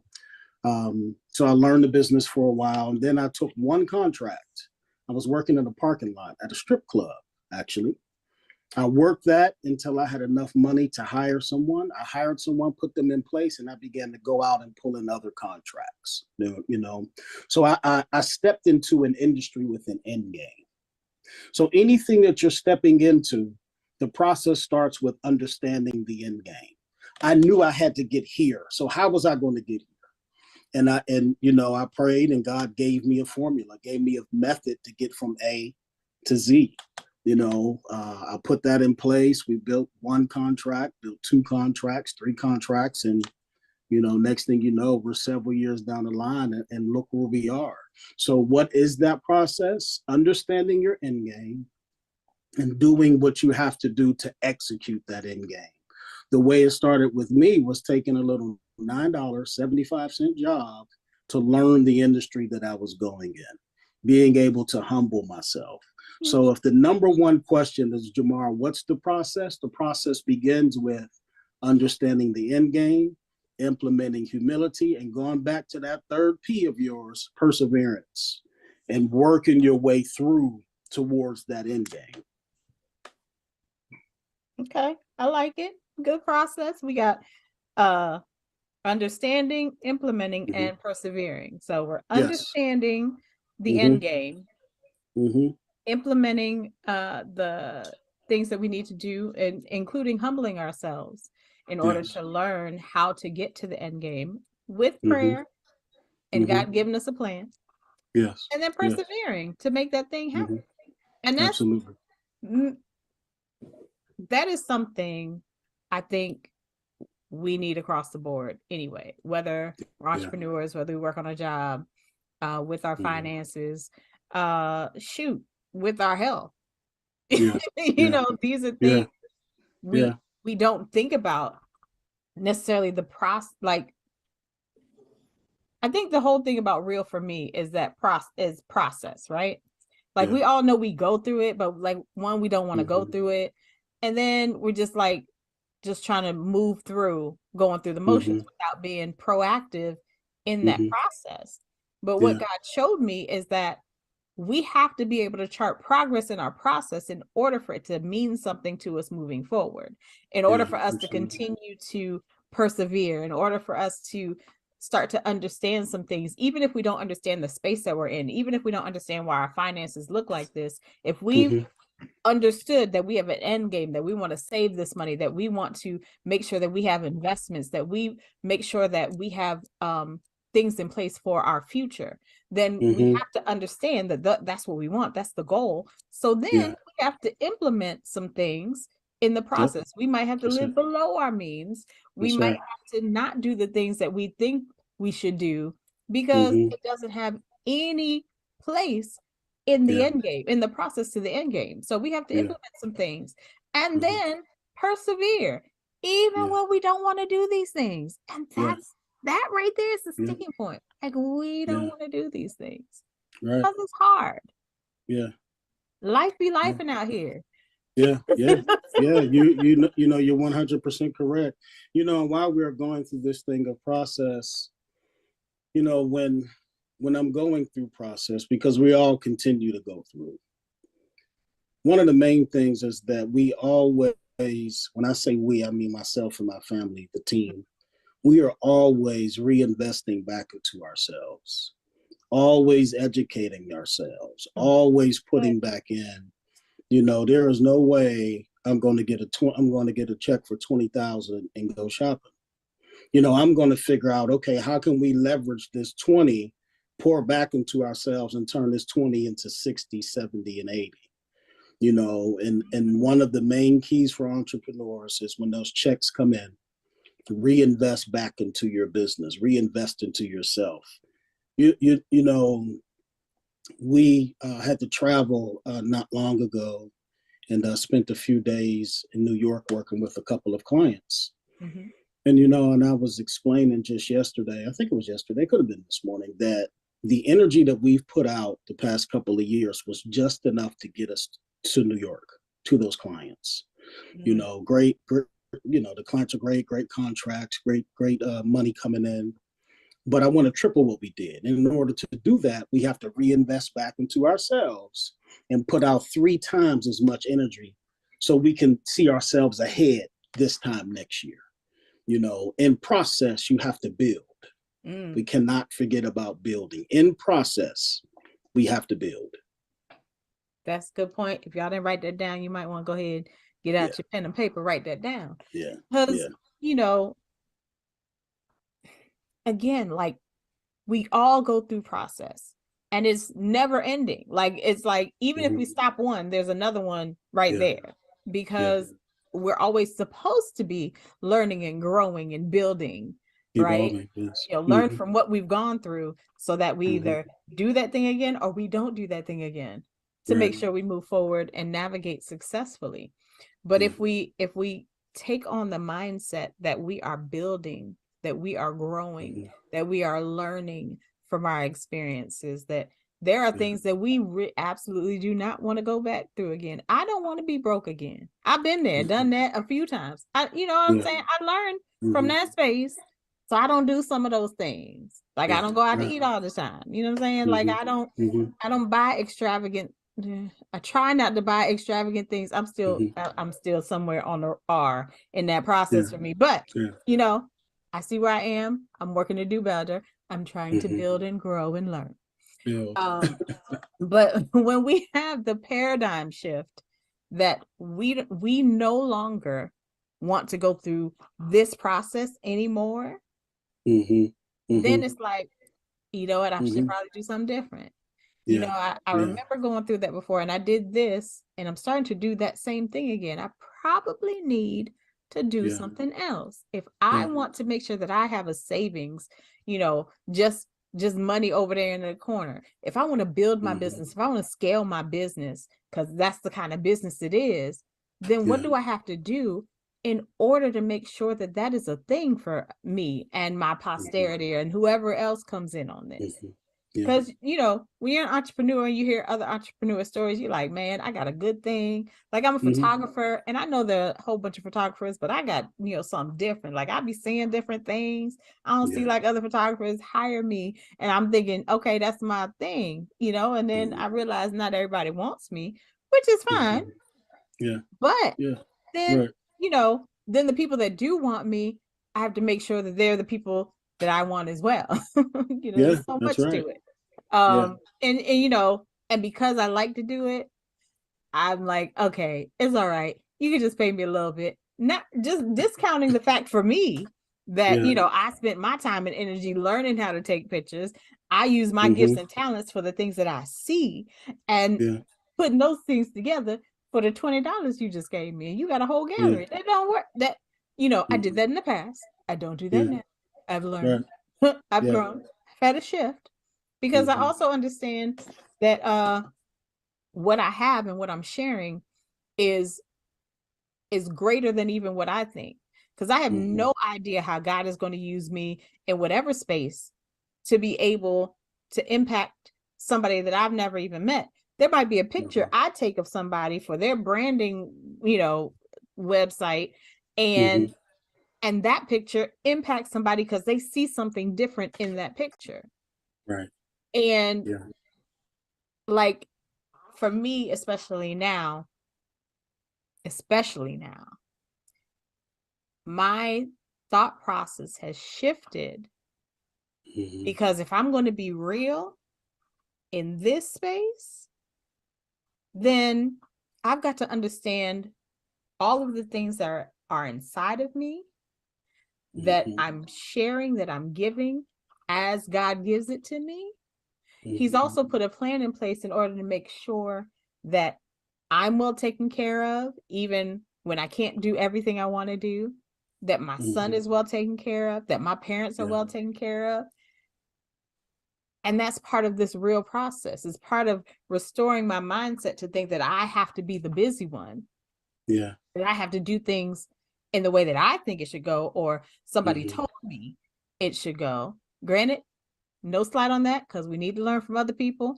We need to learn from our own experiences, and hopefully we learn from somebody else's, so we don't have to go through a whole bunch. But you know, when we get restored, when I get restored in my mind about how God is going to work this out in me, how he's going to work out my finances when I don't really see. So for those of you who don't know, I have been diagnosed with stage 4 pancreatic cancer. And so I don't mean to say that lightly, but it's like the bomb. Right. You're just like, oh, by the way, go and drop a bomb and keep walking. But it's even prior to that, I was not feeling well. So, I've been really trying to figure out how to make entrepreneurship work for me. And so I had to have my own paradigm shift as to what that looked like. yeah. That doesn't look like I can do the things I was doing driving around, because I couldn't drive for 2 months. I couldn't do certain things. But the saving grace was I had earlier this year shifted my mindset about how I worked my money, right? Thank you, Jesus. So I figured out, okay, there are some things I need to do. And I guess God was setting me up then. I was like, oh, I'm being grown now. I'm actually doing right with my money. Thank you, Jesus. And, he was setting me up for this space so that, I'm like, okay, I'm not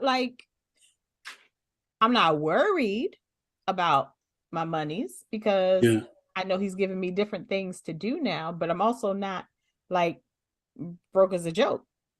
When, a few years ago, had this been my lot, I'd have been knocking like, hey, Jamar, y'all got space over there? I know y'all got a whole bunch of kids. Just slide me in with one of them.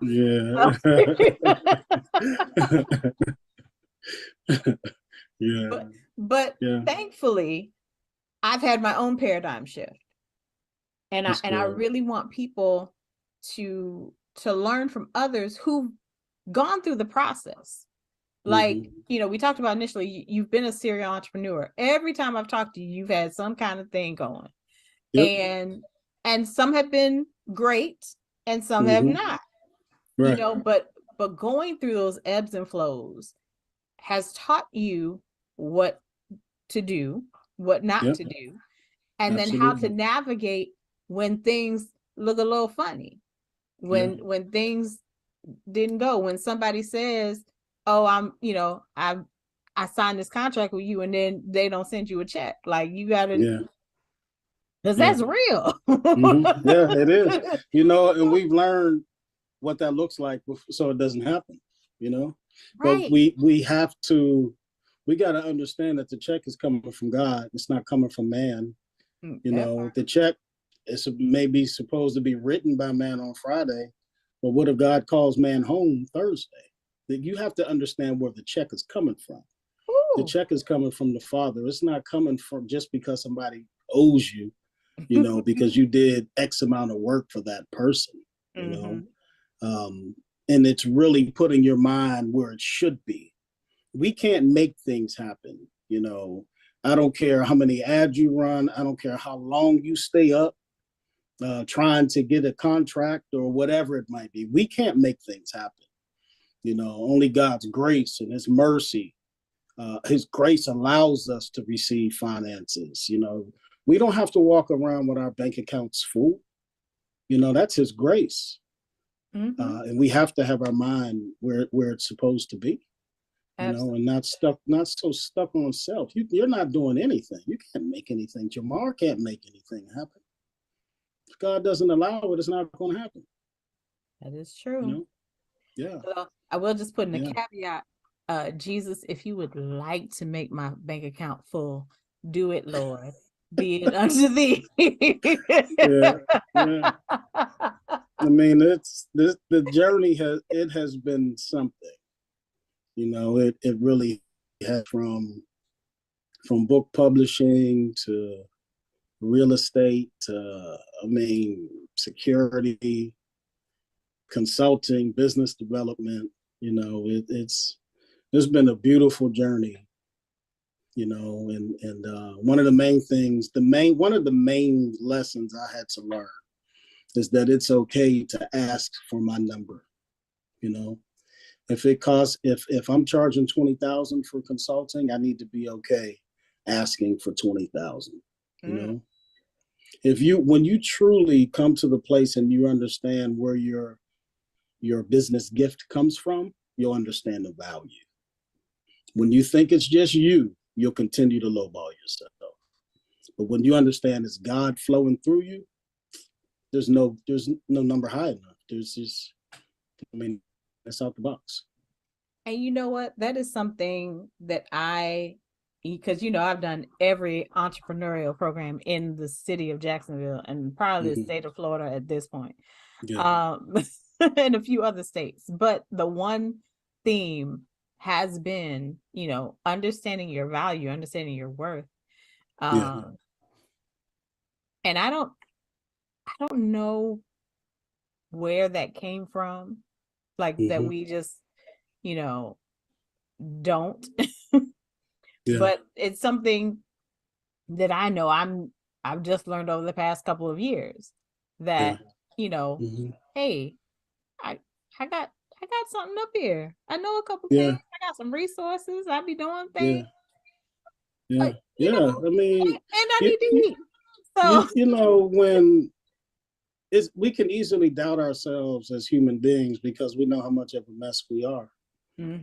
So when we know how much of a mess we are, it's hard for us to stand out here and just show someone we're a piece of gold that you need to buy at top dollar, because I'm second guessing myself from the very start.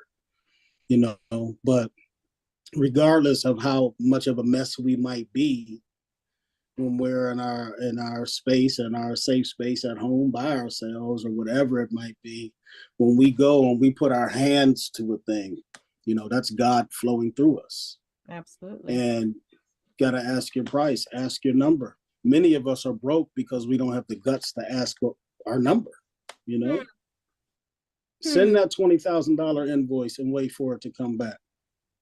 Don't doubt yourself. Send that invoice out. Talk, sir. I receive it. Yeah.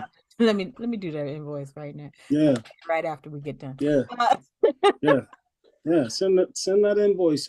Hit them with your number. Period. That's good stuff. That's really good. Yeah. So we talked about the process, right? We talked about where to start, starting with be real with yourself.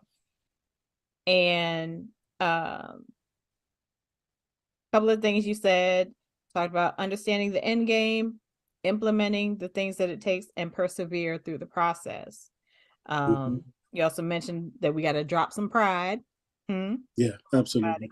And implement some prayer and ask God for his leading, because he kind of knows best. Just saying. I'm not just saying that because you want to be super spiritual. I'm telling you my story. He absolutely knows best for me, because I be out here messing stuff up all the time. Big time. And that's everybody. We'll be out here taking every piece of business that comes our way, knowing all money ain't good money. Man. But they said yes, they can pay a few dollars, so we take it, and it end up being the biggest headache of your life for change. My God. So yeah. Dude, I'm gonna tell a story right here. So I took a job trying to help somebody. I was consulting, and I was like, oh yeah, okay, I'm only gonna charge them like $20 an hour. It's cool. They needed a little bit of help.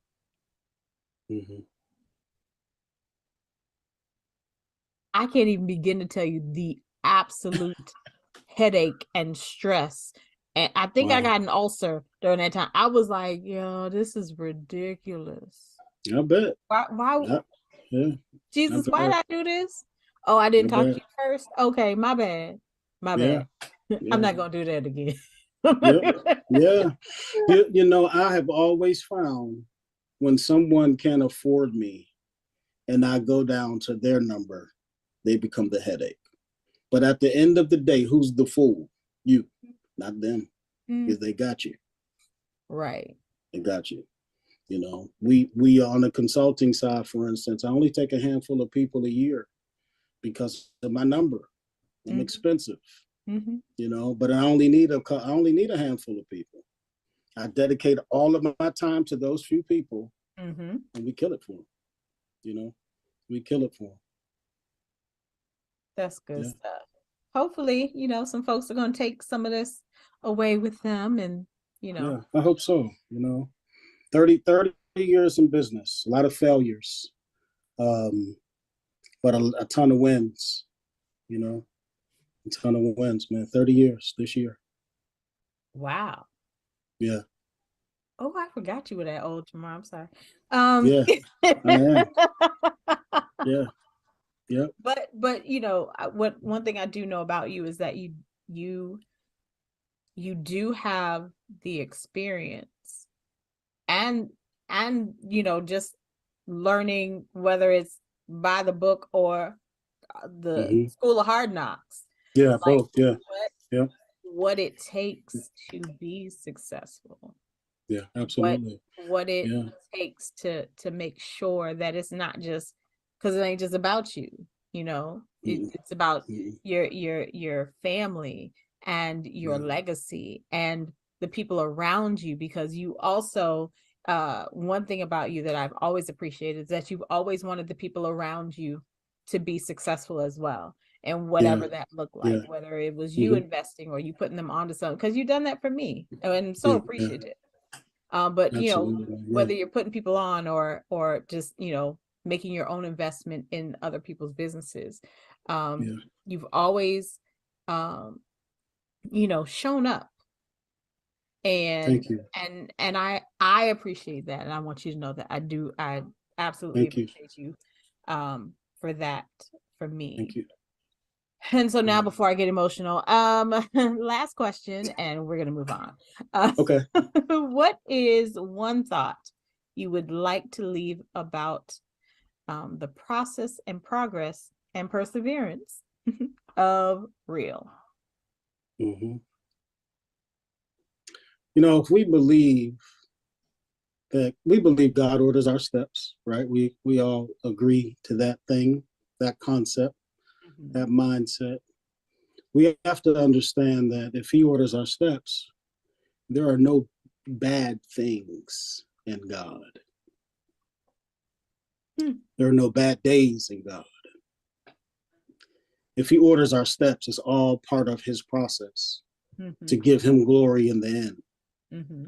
That's what I would like to leave, you know. If we believe that he orders our steps, there are no bad days in God. There are no bad things in God. It's all part of his process to give him glory in the end.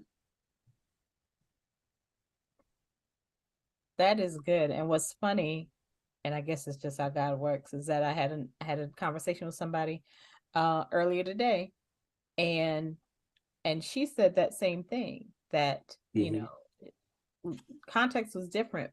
Well, no, it was kind of the same context. If every situation that we face, even in the bad things, God is still using that to grow us, to help us move forward, as long as we're learning in that space, you know, and not repeating old behaviors. And so, you know, just if he orders our steps, then there are no bad days. No.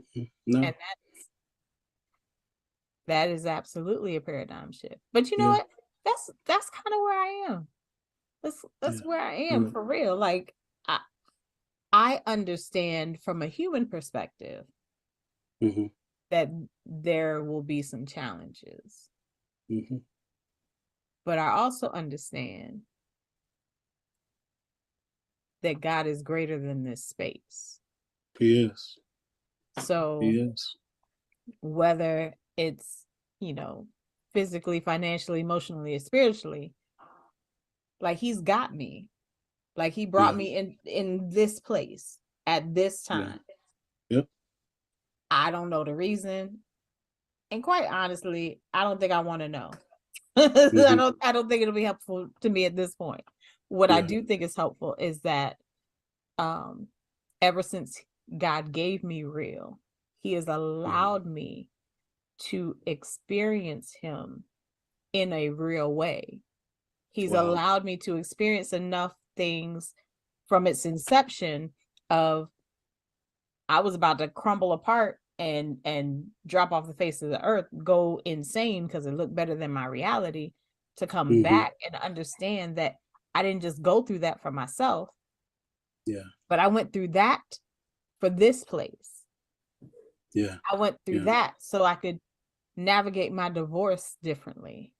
I went through that so I could get here and be like, I don't know what's going to happen. I don't know where healing is going to happen, whether here or there. What I do know is that God is going to use this in order to get the glory and get the honor. He's going to work it out for my good. He is. Absolutely. Even when I don't know what the good is. Yeah. I don't know how the good is going to look. Yeah.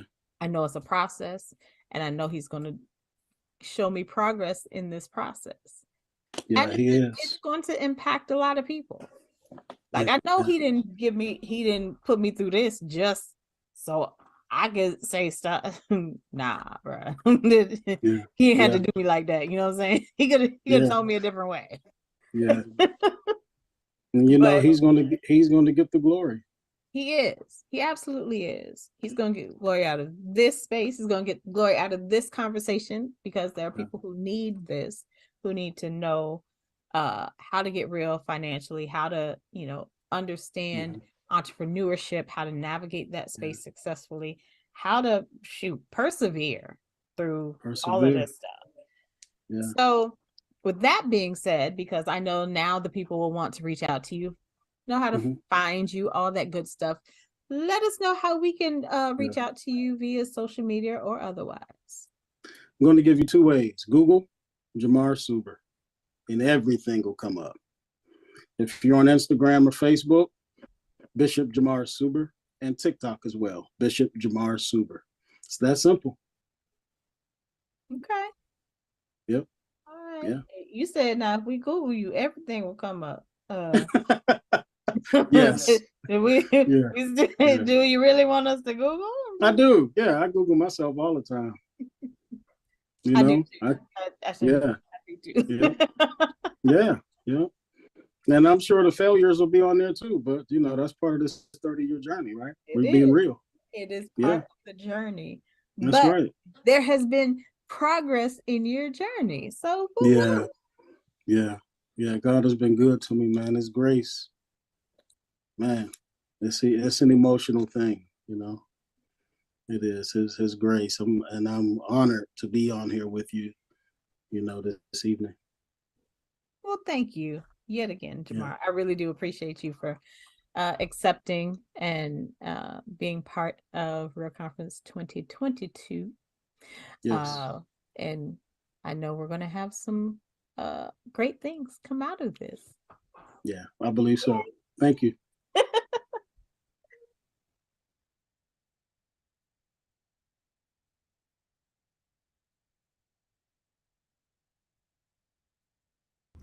Wasn't that a great conversation? He has so many nuggets in there. Y'all make sure you check him out because he's doing great and amazing things, right? Whoop. Hope y'all are ready to continue to be real, because we're going to talk about being real in our emotions. Let me tell y'all something. I'm going to warn you, this one is a little emotional. Only because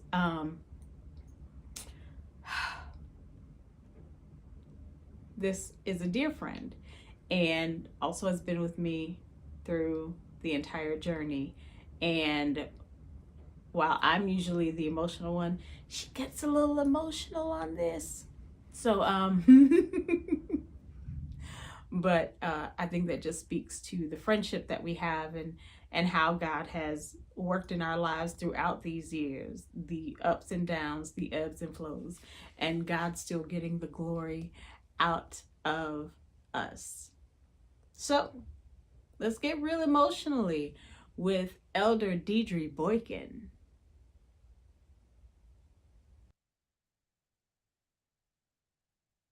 Hello, everyone. Welcome to Real Conference. Whoop, whoop. I'm very excited because we're getting real, restored, elevated, affirmed, and liberated in different areas of our lives. And, the speakers I have this year, I'm very excited about because one, they've been with me through the whole journey, like literally.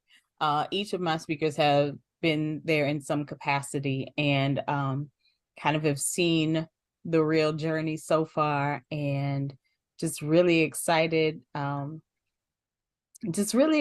to talk to them about just what their perspective is of the journey, and also like what where are we now and what do we need to do now in order to be real. And this young lady I have here has literally been there from jump.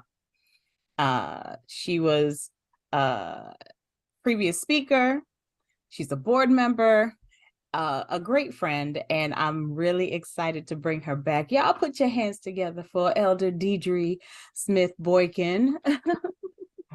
I'm a Beaver's gonna get you. I'm not a fan of the hyphenated last name, so No, I know it's separate. I did not authorize this, honey. That was Leisha. She went rogue. I just need to put that disclaimer there. Absolutely. It's my bad. Sorry, Beaver. Oh, but I'm so glad you're here with me today, Deidre. Because you've literally been here the whole time. Like you were going to speak at my first conference. Life happened. But you did speak at my second conference, and I was able to fly you in and out like a preacher. It was so great. It was fancy. It was very fancy. Someone picked me up and sat silently in the car as I collected myself, and then I had to say, "You can talk to me. I'm not up here. We can have a conversation because this is super weird." So yes, it was all full of all the trappings of traveling evangelism, and I enjoyed it. Woo. Yeah. So but before we get into the whole real stuff, tell us a little bit about yourself. What's to know? My name is Deidre Boykin. I am a interesting mishmash of first generation immigrant second time over, from Canada, now living in the US, of Caribbean ancestry. I am a wife, a mother, a jamma. Look it up. It means grandma, but I'm too good to be a grandma, so I'm a jamma. I'm a social worker. I'm an elder. I'm all of these things, but at the end of the day, I'm just me. And I only know, and so this is an interesting space to be in, but I only know how to be real. So that's me in a nutshell. If you think based on those titles, I'm going to show up one way, I promise you I'll show up differently, because it's easier for me to be real than to put on a show. So that's me. And that is one thing I've appreciated about our friendship. Like, I never had to question like what you thought, how you felt, none of that. Because, you were always a straight shooter, always told me like how, this is how it's going to be. And I was like, no. And then, then you put Jesus on it sometimes. Sometimes not. But, just being authentically you has, okay, so I'm not going to get emotional. We're not doing that, man. You made me put on makeup, so we're not doing that today. Let's just set that boundary right now. I don't know how to set those kinds of boundaries. What I will say is that I have appreciated our friendship over the years, and how through the ebbs and flows of life, because we too have lived a lot of life together. Ooh, so many things.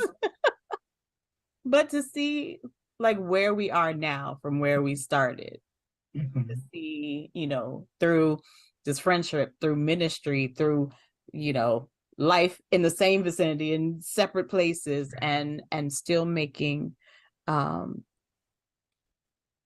making our friendship a priority. I really do appreciate that. And I appreciate that you know Jesus for real. Like when you talk to him, he'd be listening. So that's always helpful. Yeah, I you've taught me how to be the proper person, and I didn't bring my handkerchief, so hold on a sec. Yes, I appreciate all of the same things. I also appreciate, in the interest of transparency, as well as I show up, I'm pretty nuts. And when I get to this space of being over the edge, there's this voice, like you hear her giggle, and that's great, and it's infectious. But when I have gone, and will continue to, let's just keep it 100, shall we? As would say, to go over the edge, it's the voice that you have that says, but you knew this. So what are you upset about? And then I would get upset, more upset with you. And you would just say, but you knew this. And my favorite thing to say is, I don't understand. And you would say, but you do. Just like you probably hate when I would say, what's the plan? Yeah. I used to hate when you would say, but you knew this. This is not new. I'm like, but I've wrapped it in a different package, Leisha, and presented it differently. And you would say, but this is not new. So I think that's one of the things that I appreciate about our friendship as we've gone, to your point, from single to married to kids to different stages in career to different cities, twice over for both of us. The consistency in our inconsistence in our friendship has been a bedrock for me as I've lived here and never understood sometimes how things go and how people move. And you would be like, yeah, no, that's it. And when I would say, okay, I'm not engaging, and you would insist that I engage, I appreciate you. Yay. All right. We're done with that. Yeah, we got to move on. Okay. Because this is not going to be fun anymore. Okay. Ooh, all right. So we have some questions and some things we got to get through because we want folks to be real, especially in their emotions. And that's something we're going to talk about today. But before we even get to that, since you've been on this journey with me, I don't know why I'm holding earrings. Since you've been on this journey with me from the beginning, what is your perspective of real? Real the conference or real the concept? Whichever comes to you first. I think one of the things, if I'm going to speak specifically first about the conference, is your commitment to your vision or the vision God has given you and your desire to execute, whether everyone jumps on board or not. So you talked about the first conference that was in Maryland. It was Maryland, right? Mm-hmm. And I was supposed to speak there, and the week before my grandmother died, real. And oh gosh, Leisha, Jesus. And my desire to show up for you and you having to say you can't, to the one in North Carolina where you executed so efficiently the group. You curated, a group of people from different spaces and disciplines to speak to the topics. And I remember that was early in ministry for me. And so I was still at the space where people were drawing on me as a clinician as opposed to a minister, and the growth that both the conference and you and I have made since then. And then as you persisted to consistently do it and adapt, and now we're doing it online because, again, life is happening. It's been a testimony to what execution of a God-given vision looks like, and persistence, which a lot of us don't have in the church space. When people don't jump on board what God has given us right away, we tend to fold it. And the fact that you have not, just speaks to who you are. And it speaks to, you shared, God speaks to me. And I said sometimes, but the fact that God deposited something in your spirit and you have not let it go. And so I think that's the epitome of real. So we can use the catchphrases or the acronyms, but God gave you something and you have executed on it with excellence, regardless of whether finances, people, or whatever were there. So that's what I have gotten from this journey over the course of what, 10, 12 years now? Maybe Yeah. more. Yeah. Good grief. 14, 15, I think. That was 08. So yeah. Ah, okay. Yeah. We probably need to move on. I don't I did not intend for this one. I mean, I knew we were going to talk about, being emotionally real. I just didn't expect the emotions to rise. Yeah, that's, I don't know how you could not have expected that, but um, because I thought about it, emotionally real is hard. And if we talk about the space of parenthood and marriage and divorce and second marriage and stepkids and all of the things, and ministry and loss, to show up and show up well in the midst of all of that is hard. And most people will take their emotions, and I'm crying on the internet at 10:20 on a Friday morning when I wasn't even supposed to be working today. We take our emotions and we put them in a box and we put them up on a shelf because we have to fulfill all these other roles. And we operate as broken and stunted people consistently. And then when the explosion or a crisis comes, we're unable to navigate it because we've been wearing the mask for so long. And so there is not only freedom in emotional realness, but it's a necessity, because if we weren't real, I don't know that we would have survived, if I'm being honest, the last 14 or 15 years. So that's why this is necessary. That's why this is important. That's why God gave this to you, because a different person couldn't execute it in the way you have. Bet you won't do this with me again early today. No, we're not doing it. But you know what? I'm okay with crying on the interwebs.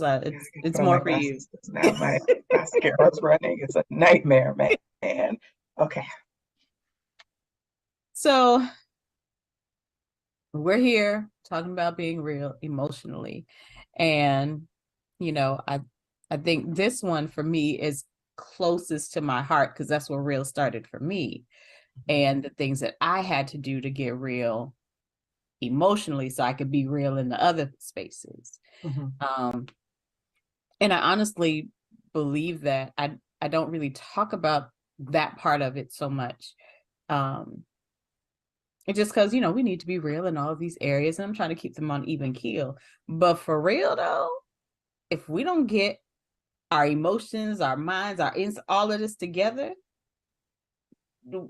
financially, physically, spiritually, we're still going to be inept because we're not putting the basis of us as human beings in place to be able to deal with all the other spaces. That's how I've always felt. But that's my story. That's my journey. Like, the money is not going to help me get emotionally real. It just isn't.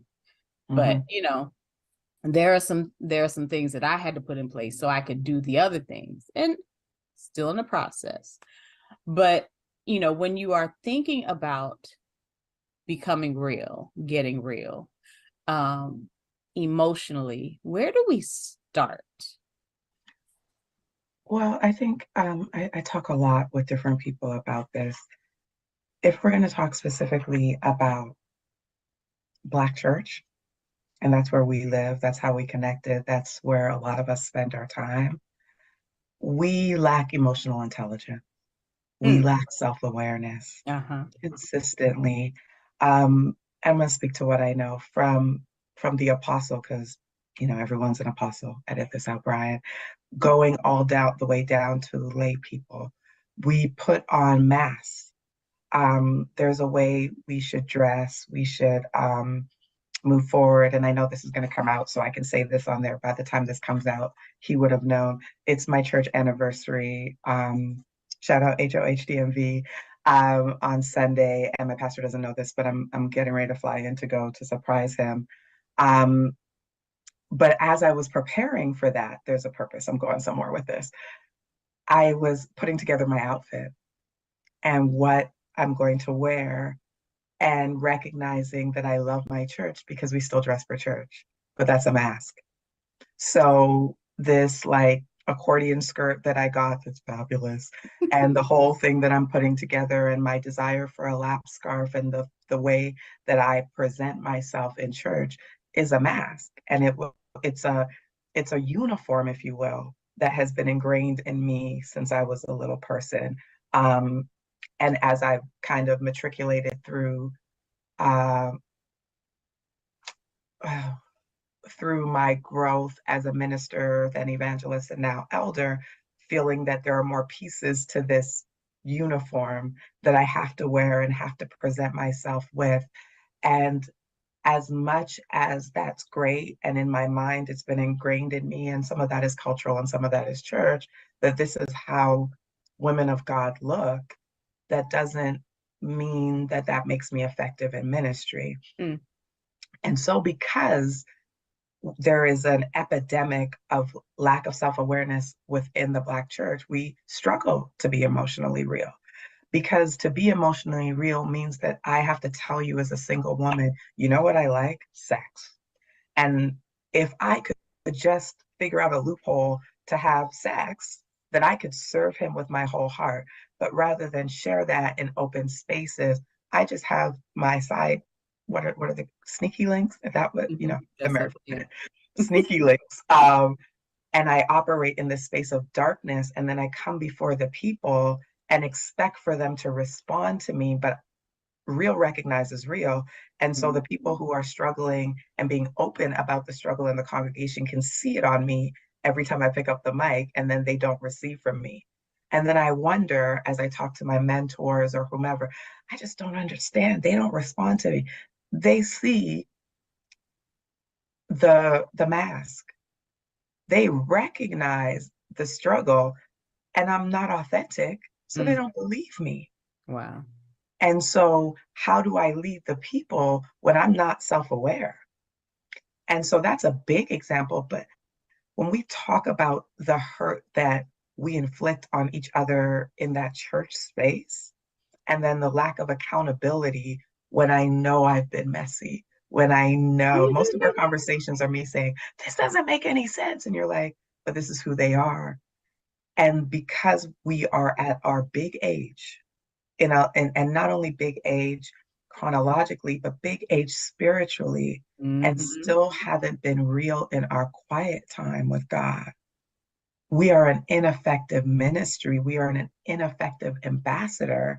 And then we wonder why people say, this is why I don't come to church. We wonder why Black men won't go to therapy. We wonder why our kids are like, I watched you raise me in church and come home and cuss me out.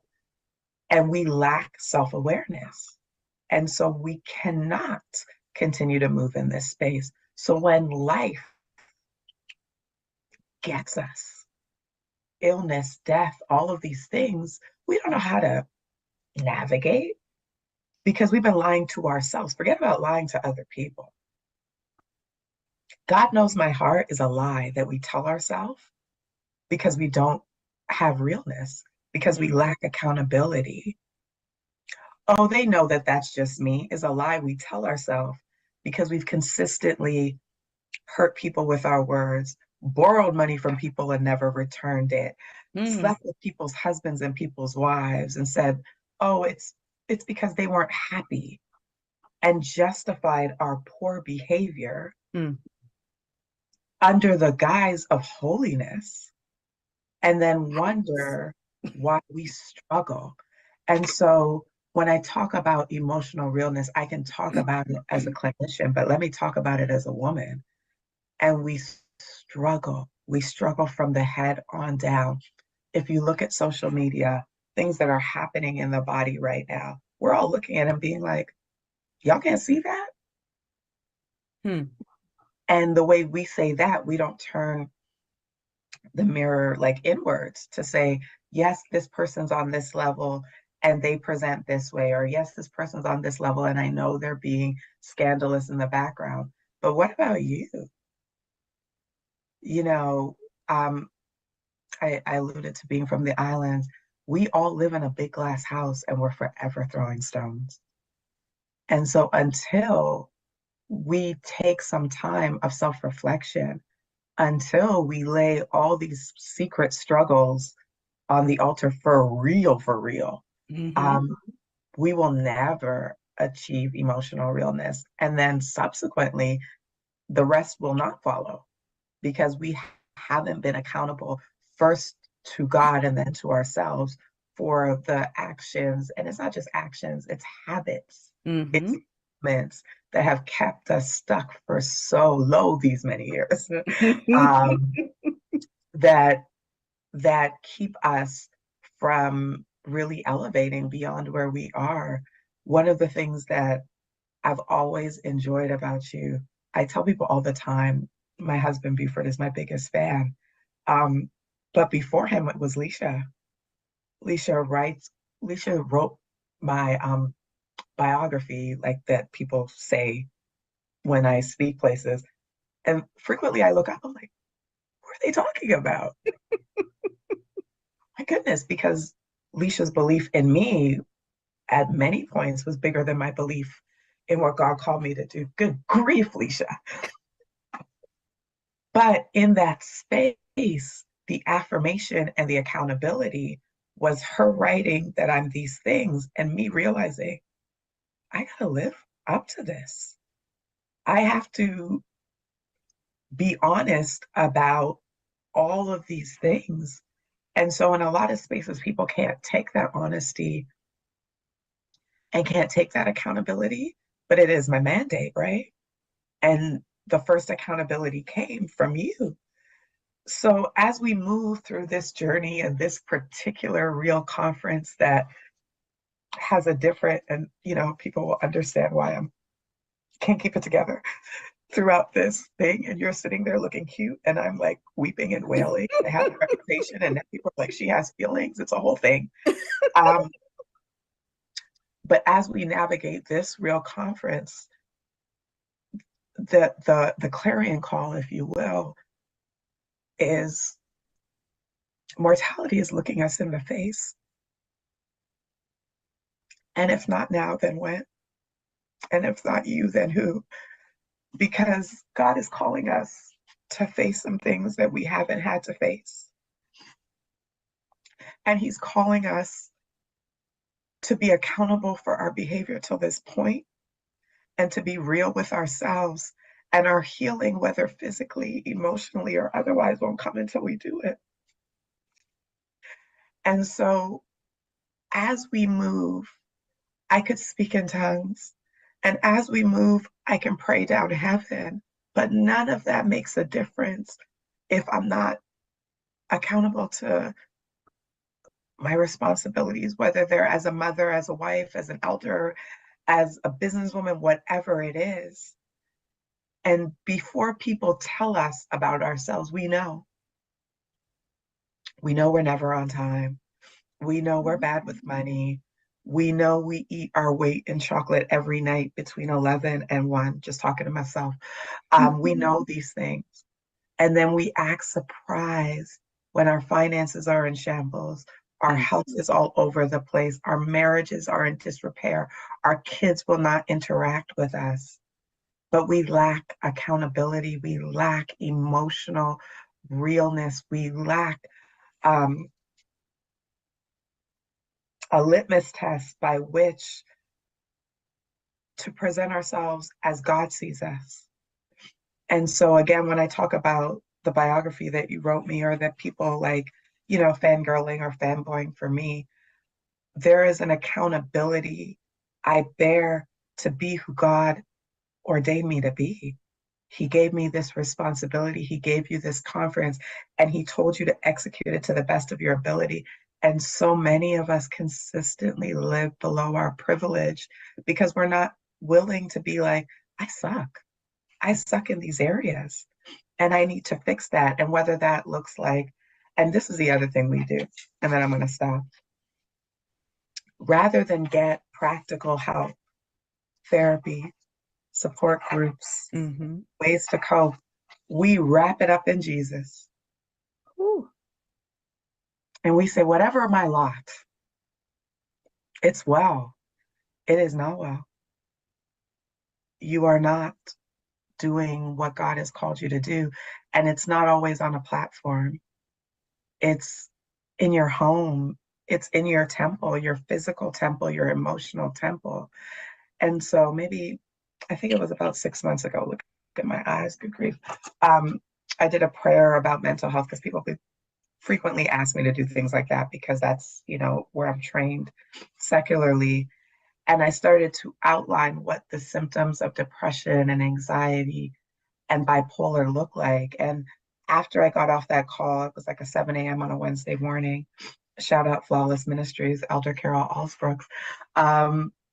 People started texting me like, I have anxiety. I think I'm bipolar. I thought I was just, spicy. But no, I'm manic. And one of the first things they taught me in school as I was preparing was hyper religiosity. I've said this to you so many times, Alicia. There's a fine line between being super saved and being crazy. And hyper religiosity is a symptom of so many mental health disorders. And we mask our dysfunction in Jesus' name, and that is not okay. It's not what he's called us to. And it messes up our witness. Because if you look like this and you raise this banner, I don't want it. I don't want it. I don't need it. It's not for me. So, as we continue this conversation through the Real Conference 2022, I don't know what we're calling it. If there's a hashtag, I forget things and I've been crying, so I won't remember anything. But I encourage you and I entreat you that the first step to all of this is self-awareness. It's emotional intelligence. It's real time in prayers that God will speak to you about where you lack because he's told you, but it doesn't sound good to you. So you've glossed over it. Or the fact that the gifts and callings come without repentance. You've been able to serve, you've been able to sing, you've been able to minister, you've been successful in business, so you think it's okay. It's not. And one of the things that I have tried to do, not always effectively, probably still struggling today, is remember how many people are tied up in how my witness and how the way I show up affects what's going to be said to me on that great day. Because if I don't show up real, if I tell you that, I've lived a life of holy, I can't even say it without laughing, a life of holiness, and I've set myself apart because I knew my calling. And if I keep telling you that, that's a lie. That is a full-fledged lie. We won't get into that. We don't have enough time, but that's a full-fledged lie.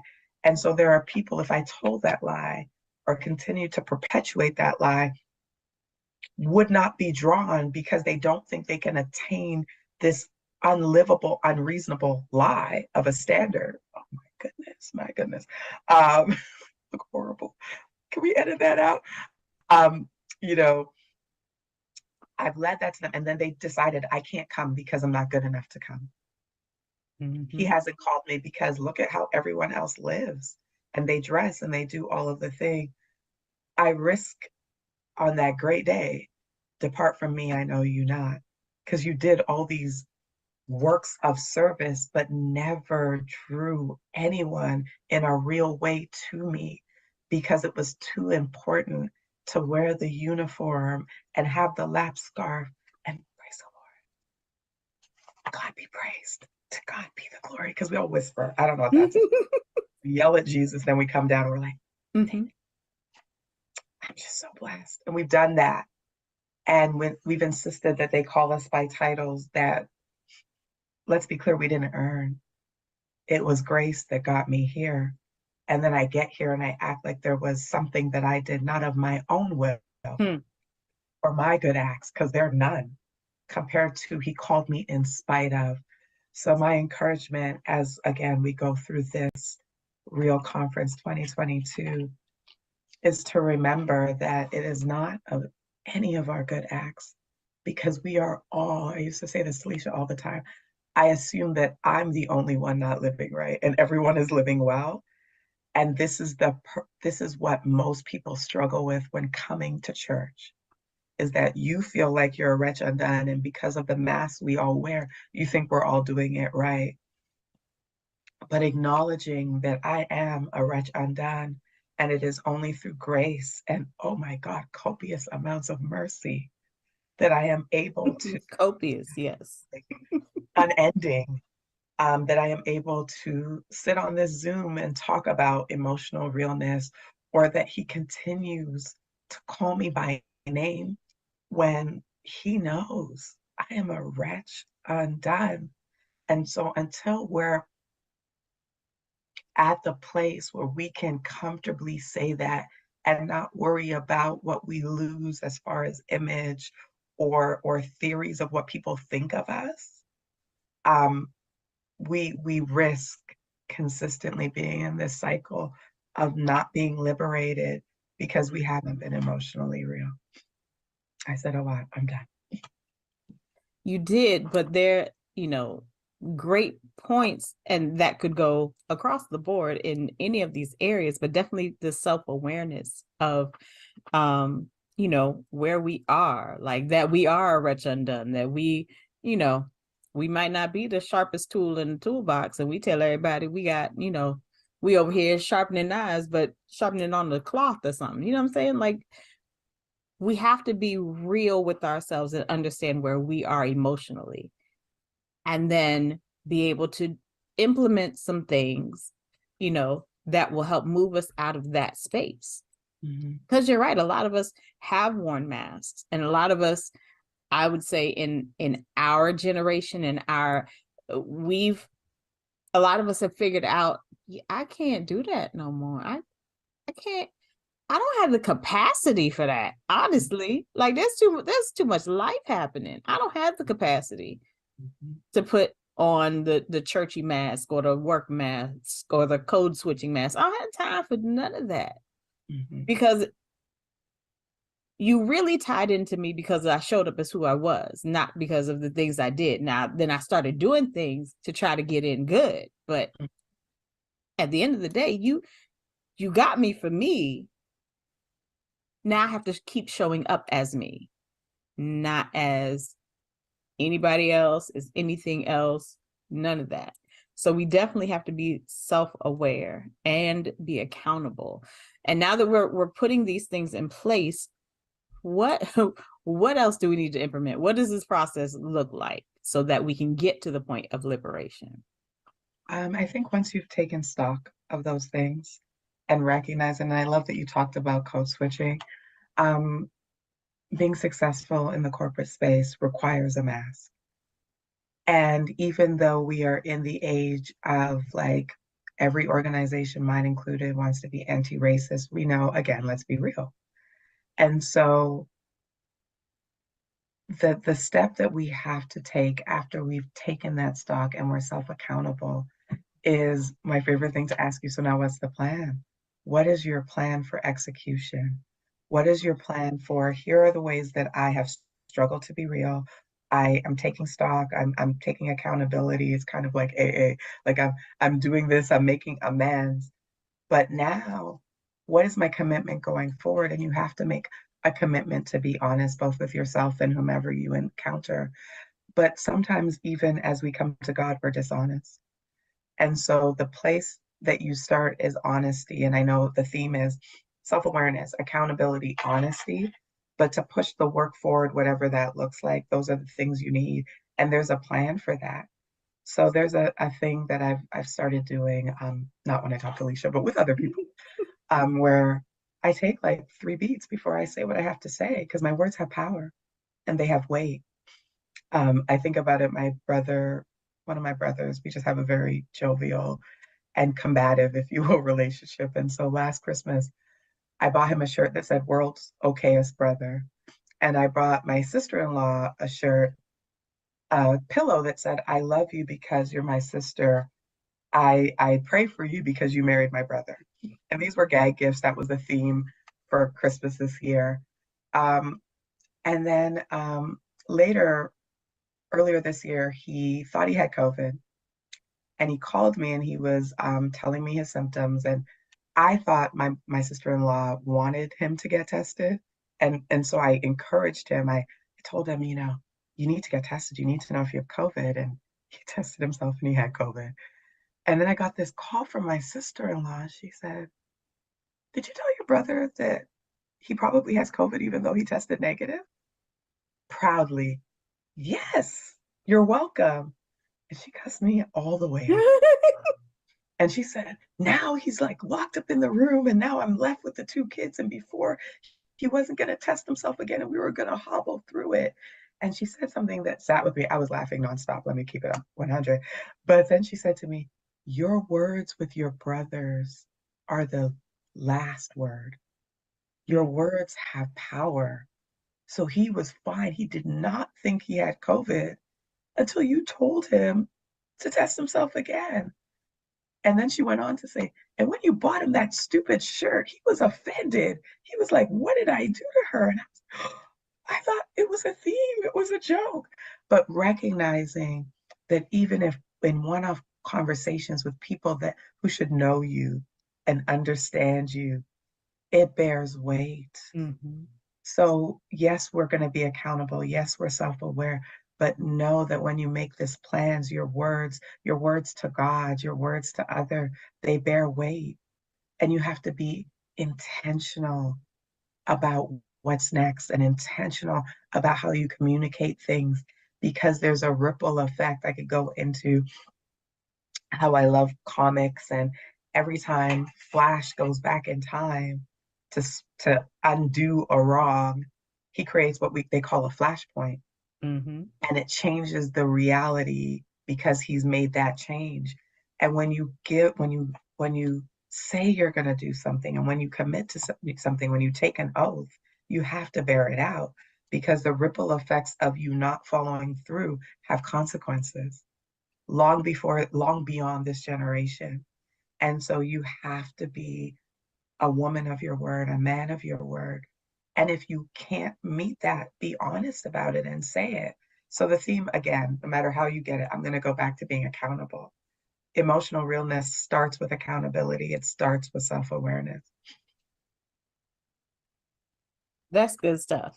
Because again, that can be used across the board, but definitely here, when we know this is kind of the basis of all the other things, is, being accountable, being self-aware, making sure that you implement you make a commitment to a plan to move through and navigate better. Like, there are things that we've been through that where we weren't accountable, and then we decide to be accountable, like, oh, okay, this is different. Okay, I showed up for this. Okay, now when I get to another situation, and make sure I'm accountable, because that worked out better.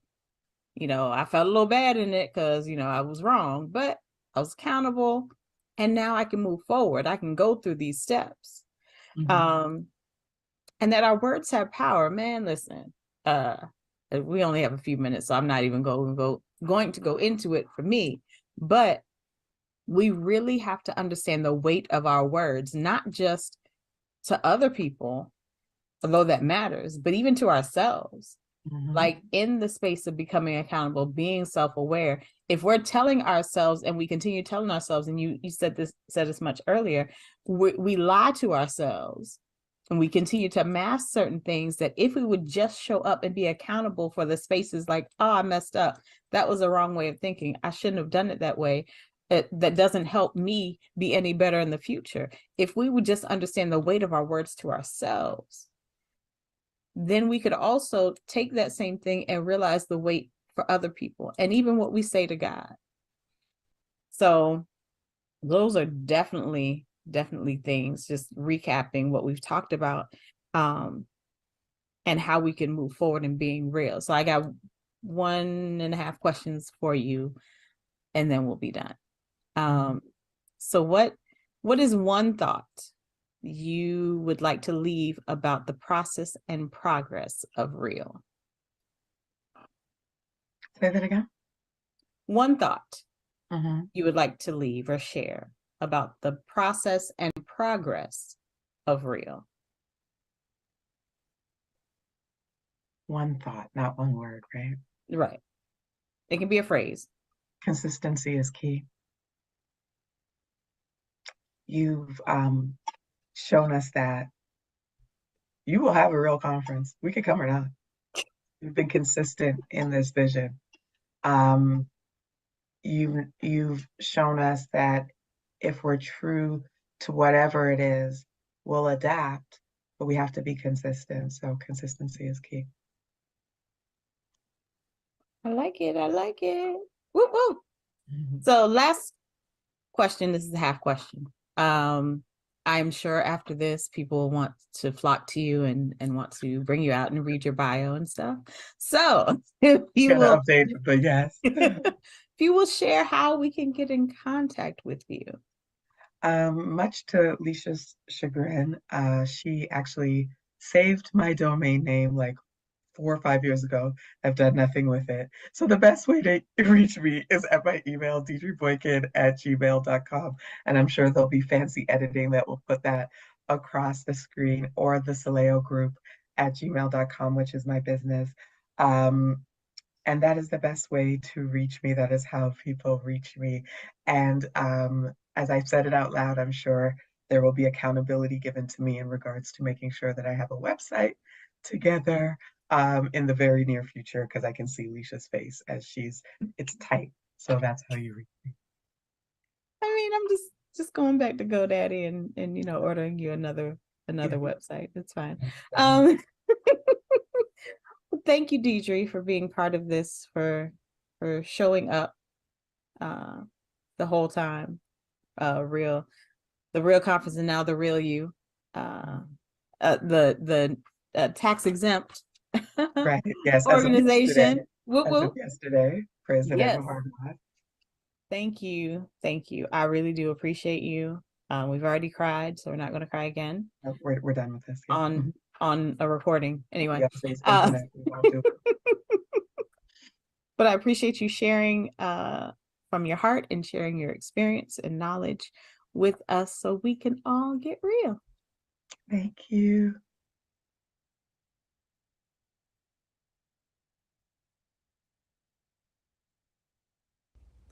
Those were some great tips on how to get real emotionally. Make sure you check her out, follow her. I told y'all it was an emotional one, but that just speaks to our friendship and how God is really moving through us. Whoop whoop. Speaking of God, he definitely has been the foundation, the rock, the cornerstone, and all the things I can anchor to throughout this real experience. Honestly, if not for him, I really don't know where I'd be. So let's get into this from a spiritual perspective. Let's get real spiritually. Y'all, okay, let me talk about my friend right quick before we get into it.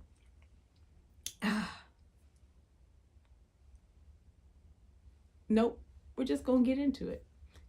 Let's get real spiritually with Elder Kevin Bright.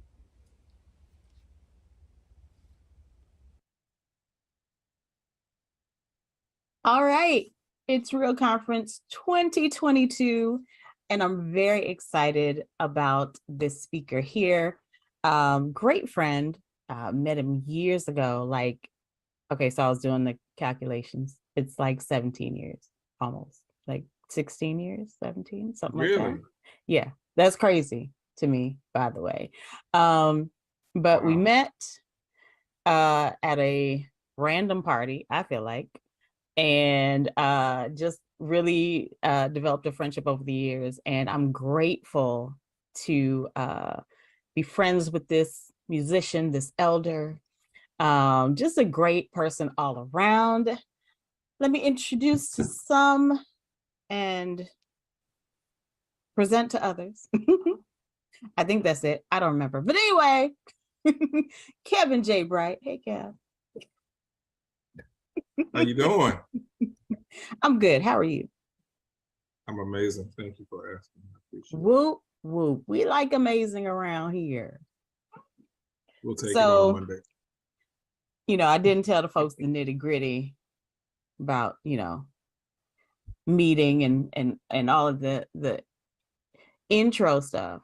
I am going to tell them though, just so you know. Okay. I don't know how I feel about this. I don't know if I like this direction, but we're going to roll with it. We're going to stay in the spirit with this. Here we go. See, now you're invoking the spirit. Okay. So,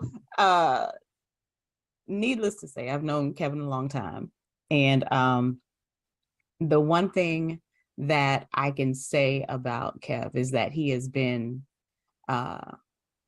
consistent. He has been a friend. He has been very non-judgmental, which I appreciate. Because I'm sure there have been many judging places he could have stepped in and said a few more things than he said. He's always been very so direct with his words. It's always been from a place of love, and I so appreciate that. Like, for real, like from jump, you've been like that, which is part of the reason. It's not going to get better with age. It's probably going to get worse. No. It's gotten worse. It really has. But, I'm used to it now. I understand you in context. I get it. It's cool. But it's also one of the reasons why I asked you to be part of Real Conference. One, because you've been with it from the beginning. Like, you came to my first Real Conference concert. Oh, yeah. Like, yeah. So, you've kind of seen the progression. You made the first logo. You've seen some of my real processes over the years. And so just to kind of get a historical perspective, if you will, a little bit, but then also, you do know Jesus, and kind of get your perspective about real and kind of some real things we can implement so we can navigate through the process of restoration, elevation, affirmation, and liberation as deftly as possible. We always need tools for the what's the place we need tools for? The places we need them. Arsenal. That's what I was getting at. There we go. Y'all listen. Brain fog is real. It's all right though, because this is about to be a very real conversation. I feel it on the inside of me. Yes. So let me stop talking. And I know I said a few things about Kev, but Kevin J. Bright, tell us a little bit about yourself. Well, first of all, thank you so much. I feel really formally informal with this setup because I know you for so long, and we talk like pretty straight, so it's not a whole lot of fluff on a lot of things. But anyway, about myself, I'm 51 years old, lifelong resident of the DC metropolitan area. Let's see, what else? I am a musician, graphic designer by trade. I do all things creative. I enjoy doing creative things. I like meeting creative people. I get along the best with creative people most times, except for when they're being weird. That's a whole other. Hey, that's part of the process. Yeah, that's what we'll say. I'm sure I'm weird too, but it's just my weird. So, it's my own personal brand. So that's fine. But I am the youngest of three. Have one brother, one sister. Brother is deceased. What else?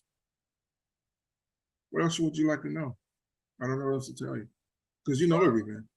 I do. Thank you. No. That's good. That's good. I'm just trying to, let the people know a little bit about you. Yeah.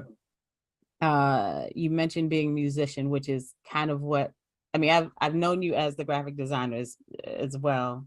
We've worked in both of those spaces actually. But I remember, so this is what I wasn't going to tell y'all earlier. So I found myself liking Kev real early on after I met him, because he was a musician and I have a thing for them. I did not know you had a thing for them. I didn't know that. Like all musicians, you got a thing for?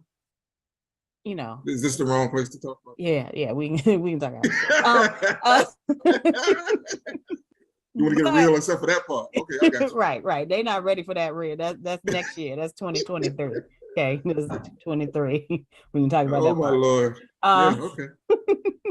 But like, yeah, like I was, I was on some other stuff. I know I was, but I was young. It's fine.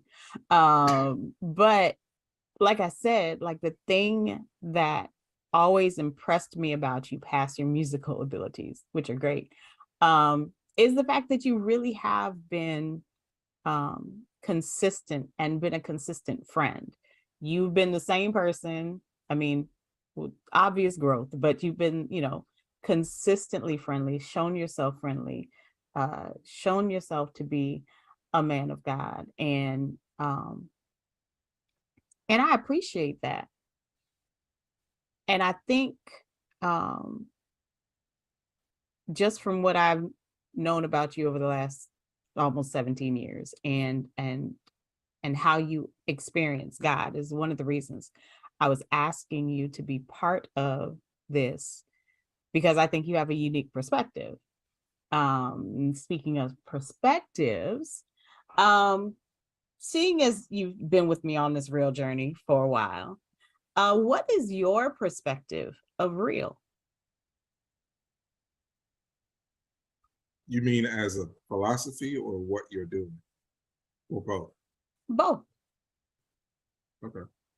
Well, the movement, I think, has a lot of life in that it tries to get beyond being, this might be wrong, but I'm gonna say it. It gets beyond just being nice. Mm-hmm. Because I think that so many people get tired of carrying falsehoods about themselves and each other. Mm-hmm. And so instead of carrying the burden of pretending, what would it be like if we carried the burden of being better and being honest about that better? So yeah, for me, I mean, when you even came up with it, I thought that everybody could use a dose of real, because the older you get, first of all, the less time you have for foolishness. That's the first thing. That part. Even your own, like, I'm not just talking about people out there. I'm talking about your own foolishness, right? Like, you get tired of lying to yourself. Man. You get tired of converting yourself into a version that people would prefer.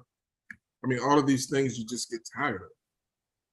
So there has to come a place. You giving me that look.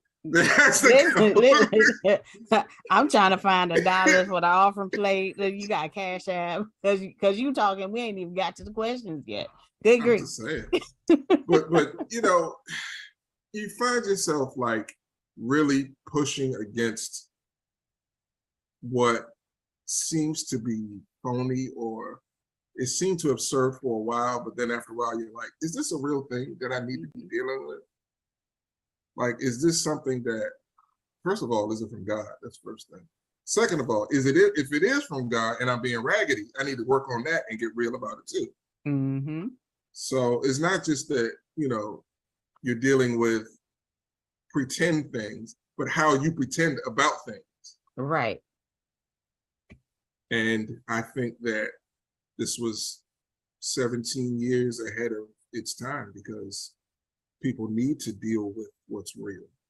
And I don't think people do And so you become an older person who's learned how to live in shortage and lie to yourself effectively, build golden cages, want company in your golden cage, like all of these things that build fake instead of real. And it's because you want to be comfortable and you don't want people to see you in a certain light. So for me, the philosophy of real is something that actually begins to happen even as you develop your relationship with God and realize that he sees through all of this stuff anyway. Man, listen. So I mean, you might as well just give him what you have, the good and the bad and all the ugly and everything else, because he's looking right through it. It's like, what are you hiding? Like, really? And who are you hiding it for? What are you hoping to have happen by hiding? Like, fear isn't a better way to do this thing. So you may as well be afraid while having faith. So that's good, Kev. That really is. And that, you know, that really is my heart. Like, one, I don't want anyone to have to go through what I did in order for real to be made real to me, right? Like, I don't want to have to go through the hard things in life. But I realized that had those things not happened, then I wouldn't have been able to employ. I feel like God could have just written it down and I'd have been like, okay, real, yeah, no. But, you know, he knows me. He knows I don't learn that way. Sure. I'm a hands-on learner, apparently. You know. Right. So am I. So am I. So I got to go through some things. But yeah, what I also know is that had he not given me real at the time he had given me real, I wouldn't have been able to go through other hard things without faltering and failing and crumbling and you know, under the weight of a hard situation. Like when I was getting divorced, like nobody wants to go through that. But I know I was able to navigate that space, even with all of the human emotions and all of the things that were going on. I was able to understand that, one, it was a process. So I needed to do things to make progress in my process of who I was, who God created me to be, what my identity was in him. And I had to be real in that space. And I know it wasn't just for me to get through that. No, it did help me get through it pretty well, I think. I feel like I'm pretty well adjusted a little bit, sort of, maybe. But, you know, I'm better than I was. Amen. And then, you know, every situation I face, I know I already go in with the understanding that it's a process. And I think that's something, one of the things we lie to ourselves about, because like sometimes if you're a believer, you believe, okay, God can fix it. He could take it away. And he absolutely can, right? Most times though, he be working like a plan out, right? You got to walk through some things. You got to go through some things. And, you know, we don't necessarily we haven't at times given ourselves the grace and space to get to that place. We just trying to push through, plow through, let me get through this so I can get on the other side. Or, you know, whatever. And I think that real for me is real. Like it ain't no joke. I ain't playing no games. This ain't no, you know, kitschy catchy thing. Like I know that when I share and when I partner with other people to talk about real, there is an impact. There's an indelible mark that is made in that space. It might just be for one people, might be for all thousands of people who are going to watch this, video, whether on the date or after the date. Yeah. I know that a light bulb will come on for somebody. Yeah. So it's not in vain. And I'm excited because we're going to talk about being spiritually real. Since you're newly ordained elder and everything, I figured I'd get you, right out the gate. Wow. You are wow. Just saying. Okay. You've been knowing him a while, now you got some, some extra vestments to show for it. So You are funny. let's talk about it though, for real. In terms of being spiritually real, where do we start? I know for me, I have to start with realizing, number one, I can't do it alone, even when I am alone. I'm learning to make pain an asset instead of a liability. Oh, that's good. And that is not a man-made thought. It is not. We don't You know want what I mean? pain. Like, pain is the thing that you avoid, if anything. Right. But there must be something wonderful about it that God knows when it's in his hands, because people come through that way when they get into the earth. When you're born, you're a child pains, right? We don't know that, but of course you do. So, we do. Yeah. So there must be something beneficial if you have God's view of it. And that is the ongoing thing. Two things: making pain an asset and learning to live without offense. If you can get those two things together, you'll be a force unstoppable. Like, imagine living a life without being offended by anybody. Exactly. I'm sorry, I don't know what that looks like. That's what I'm saying. Like, I'm offended you would ask me that. I mean, see, that's what and in today's society, everybody's offended by everything.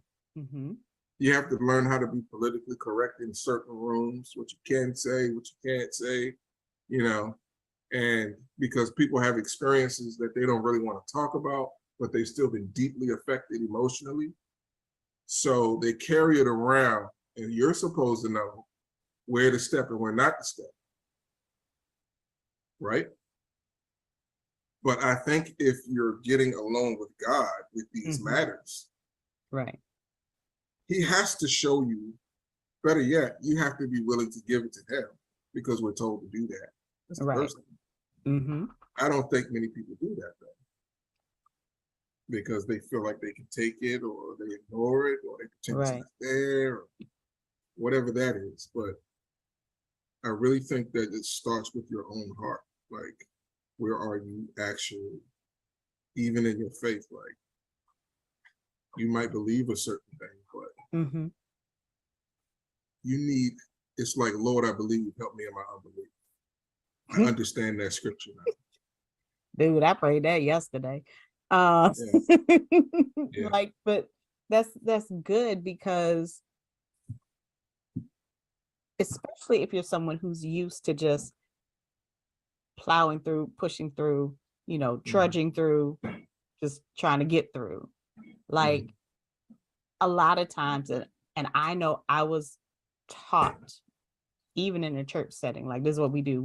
We press, okay? And now pressing is, causing all, but I haven't assessed me.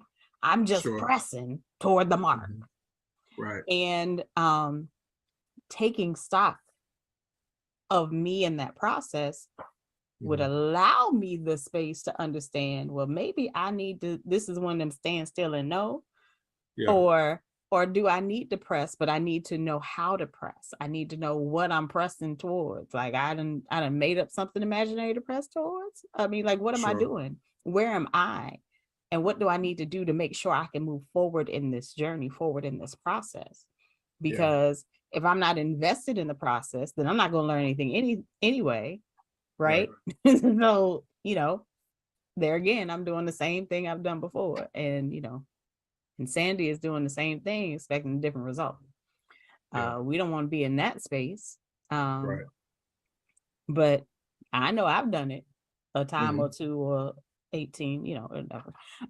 But, you know, knowing and being able to assess ourselves at the beginning of the process is really, really key, really important, really something we need to remember, especially when we know we're about to go through a thing. So now that we know what to do at the beginning of the process, we're assessing ourselves. Then what? What do we do? How do we, what's the process? Like, and how do we make sure that we navigate successfully from a spiritual perspective? Well, I think the other part is, you know, when you're even examining your heart and where you are, the most dangerous place to be is in your heart alone. Because it's God's domain. It's the reason why he says that that's his domain, because it's the place where we can condemn ourselves. It's the place where we can, you know, second guess ourselves. We can look in there leaning to our own understanding, coming to false conclusions, thinking that we have God's mind on it because we've been still and known. But the things that we're knowing are not coming from God. They're coming from the same heart that's damaged, right? Yep. So, I mean, the word just tells us to present ourselves. Instead of sacrificing our work, sacrificing the things around us, sometimes you can put all those things before God, but never put yourself there. Never come to the altar yourself.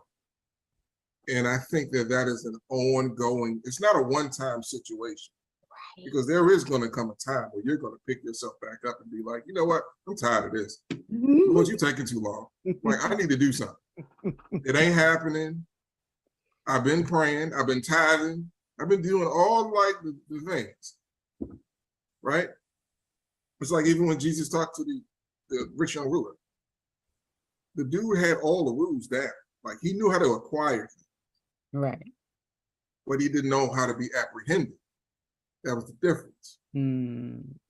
He had the science of, you know, he knew how to find angles. Because if you notice, he tried to plague Jesus. Like, yo, I'm the word made flesh standing before you. You trying to run game. But he told him what he needed. You need to get rid of all of this stuff that's in your way and in your heart and come follow me. He says the same thing to all of us because we think if we get the things that we'll be okay. But the thing that he wants is us. Right. He don't want our effort in the work and the things around us. He wants a living fellowship, like an actual relationship. And I know that's a buzzword these days. It ain't about religion, it's about relationship. But it's a real thing. Like, he doesn't want your effort. He's not interested in your effort. He gave you the power to get wealth, but the power came from him. So just sit down and like, let's fellowship, let's talk. You know, I'm your help and your comfort. That's what the Holy Spirit's there for. We got all of these spiritual things that are on our side, but we forget the one that gave it to us. Right. And then we run off, we spend up our wealth out, you know, being like a prodigal. Oh my goodness. Being grown, you know. You think there are no like real repercussions to your actions, but just because you don't see them, don't mean ain't nothing happening. So I think, you know, even after you've presented your heart and you're dealing with your heart, you can't afford to lean to your own understanding on what's going on in it, because I realize that, Lord, you're the omnipotent one, not me. You're the omniscient one, not me. You know, like, God is the only being that knows himself thoroughly and everything else. Right. but we try to do the same thing. And we, do this self-help, self-improvement kind of situation. But that is not that's not what we're called to be or called to do as believers. Now, I can't speak for people that are going the world's direction, because that's not how we're supposed to do it. We are not supposed to be taking their plans. If anything, we're supposed to be humble enough to present ourselves. And then when we go out and do what we need to do, we consider him even as we move. Right. And that's not an easy thing to do, because you're like, man, I'm grown. I know what to do. I've done this before. You know what I mean? So listen, if there's one thing I figured out, that I ain't that grown.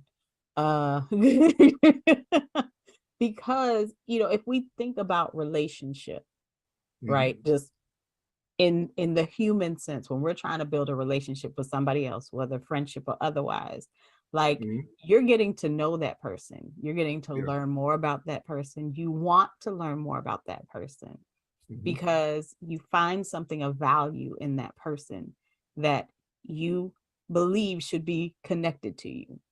Yes. And so you do that work in order to build that relationship. You have conversations, you listen, you share life experiences. And I think we sometimes, put God in such a he in the 18th galaxy that we can't even get through the Milky Way right now, and he over there, that we don't feel like we can have that kind of communal relationship with him, because we're barely doing it here on Earth anyway. But but like I really, for me, going through a real process, understanding that relationship is important, and understanding that I don't know everything about a relationship. I'm still trying to figure that out in the earth realm, but why not, hey, I'm supposed to be talking to you, God. I really should know a little bit more about you. Where do I find that out? Okay, I go to your word. Okay, cool. We talking. I'm talking to you. Oh, let me sit still for a second. Oh, you talk back. Oh, you do. Look at this. You know what I'm saying? And really taking stock and fostering that, not just something to say. Like I find it funny when people say, you were talking about using relationship as a buzzword. People say that. It's like when they say they know a celebrity or something, right? Right. Like, oh yeah, I know them. We cool. Like, okay, for real though. That I see no evidence that y'all would even be in the same place. Right. And I don't want that to ever be said about me and Jesus. Okay. My relationship with God, I want to make sure that people, when they see me, they know, oh, she know him for real. She for real know him. Yeah. And this, I probably shouldn't say this, but I'm gonna say it. Oh Lord. I mean, you meet people that use these buzzwords to make it sound like they're really close to God, like Daddy God and all that kind of stuff. And it just bugs me to my core. I don't know why it bothers me so much. Do you do that? I think it's context. No, I don't. But because it seems weird to me. But that's not how I talk. But I'm not really big on terms of endearment across the board. So, but it doesn't instantly make you close because you use that kind of language. Right. Because I mean, I don't do it like that. But then again, that's kind of what's the cool part about relationship anyway. Like, it's just our relationship. So however we talk is how we talk. Right. Because people use other kinds of words, and I'm like, that's a little weird to me. But you know what? They ain't got nothing to do with me. Ain't got nothing to do with me. You have your own relationship. That's cool. That's cool. Much like all the other relationships. Like, people, like, we're friends. We cool, right? Yeah. I'm not gonna call you babe, or any other thing, because that's not our relationship. Right. Now your girl, on the other hand, she gonna use all the, love and babe and whatnot, honey, whatever people call. I don't know what people call each other. Because I don't do that a lot either. Like even when I'm with somebody, I don't necessarily. well, because you're gruff, Kev. That ain't your thing. I Like don't know if I'm gruff. Am I gruff? you are gruff. What am I gruff? I mean, maybe I shouldn't ask these questions. We are being recorded. Stay out my business. Stay out my business. No, I'm kidding. Okay. Interesting. Yeah, I don't use that kind of language often. And I don't say I don't use it at all. I'm not even against it. I'm just saying for me it sounds forced, I guess. I don't know. Right. Because, and again, I think it's because like I know like how I learned people calling God, daddy God or whatever, it was in a particular context. And it was like, no, we don't want to do that. But, you know, what I've learned about God is that ain't got nothing to do with me. You talk to him how you talk to him. I talk to him how I talk to him. So sometimes it's, you know, Heavenly Father, in the name of Jesus. And sometimes it's God, you, sir, please. You know what I'm saying? Like we got our own conversation having kind of tactics. So you know, those again, relationships are different. We refer to people however we refer to them when we are in relationship with them or want to act like we have a relationship with them. It's a thing. But let's get back to this process of being real and how we need to go through it. You know, we started at understanding ourselves in the process and where our heart is and where it lies.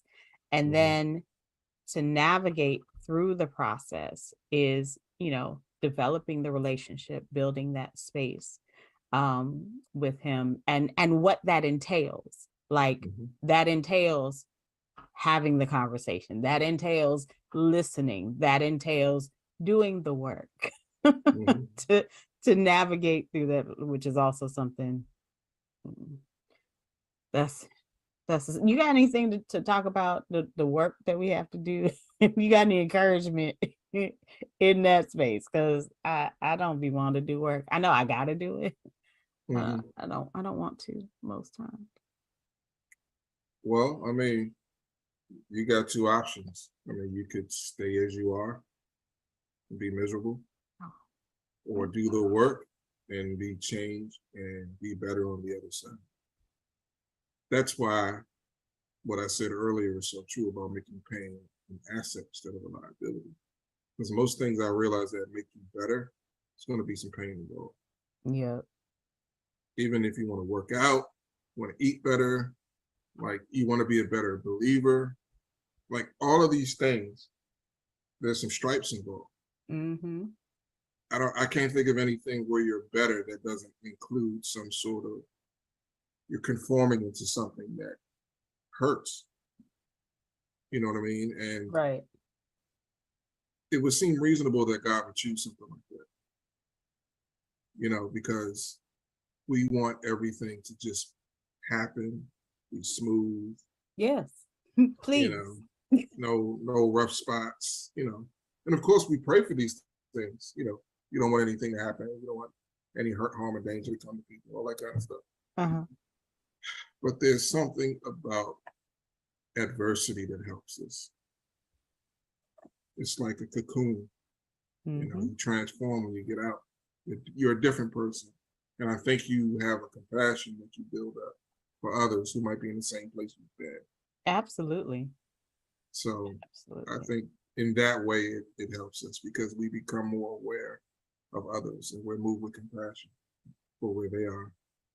And we don't want it because it ain't for us. Like, right. It's to give away. Yeah, it's to give away. It ain't for us. I mean, who wants to go through pain and just end up bitter? No. You don't want that.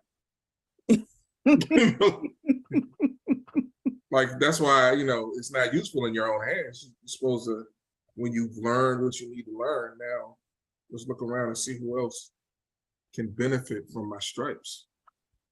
So And that's an ongoing process too. Just being able to even talk about your stripes. Just to have a conversation about stripes you're gonna have. Right? Oh, we. Like, I mean, really quickly, I mean, like for example, my story, I was in a window of time when I literally lost everything. Both of my parents died. Lost their house, lost my house, lost my car, lost job, like all of these things within a 9-year window, 9 to 12-year window. Was homeless for a little while. You probably didn't know this. I was looking for places to stay. I would stay at Airbnbs, go different places where I could. All the while, the Lord was doing something while I was there, not when I got out. Right. Like while I was there. Now the whole time I'm serving. Now I haven't, it's not one of those cases where all these terrible things happen and I fell away from the church and oh God, you ain't nothing, and I rolled out. No, I was serving the entire time while getting hit. Like, if anybody don't have questions, that would be me. Like, Lord, I'm doing what you're asking me to do. I'm showing up. Like, what's this all about? And it had more to do with what he showed me in it was you have to lose, you've lost all these other things, but you also have to lose yourself in me. To lose your life, you gotta to gain life, you lose it. And we don't often see that as being necessary. Right. Because we want to have our cake and eat it too. But there was something about all of those things compounding and you seeing yourself as one who needed God, like in that situation. And saying, Lord, getting to a place where you say, Lord, even if these things don't change, I'm gonna love you anyway. Ooh. I get chills just saying it. Like, even if none of these things get better, I'm here. Like, I'm not going anywhere. You don't think God is honored by that? And that takes a lot. Like, I know that's where I am now. Yeah. I was not there at the beginning of this real process. I was not like I know, like I understand the spaces of working through while you're going through. And still trying to figure out. And I think for me, that's where I had to take that particular line out of my process. Because it really ain't for me to figure out why all this stuff is happening. Why all the, I mean, even now, like in this space, with the new diagnosis that came out the blue, like literally, like, well, what you mean, guy? I was good 3 months ago. Blood test was fine. In June. So the one in September is jacked up? What you mean? I don't understand. I don't get what it. But I promise you, with every fiber of my being, I really am at a place like, God, I trust you. Like, if I had other reasons before to do something different, I ain't got none now. I really don't. You'd have done it. Oh, you'd have known by now. You'd have done it. Trust me. Like, if there was anything in you that remained, that wanted to like roll out, right. Oh yeah, you'd have known it. Yeah. Your conversation would be different too. You right. You know what I mean? But you'd be like, oh no, this for the birds. Nah. I'm out. I've just seen people do it. Like, right. I've seen people do it. And you don't want to judge them. You don't want to judge them, right? You want to pray for them, right? but they don't see the opportunity that's before them. They don't see it as an opportunity. They see it as oppression. They see it as something to avoid. Jesus did not avoid the cross. He did not. He didn't. And he didn't do anything. Man. And I done some stuff. Like I can kind of understand. Listen.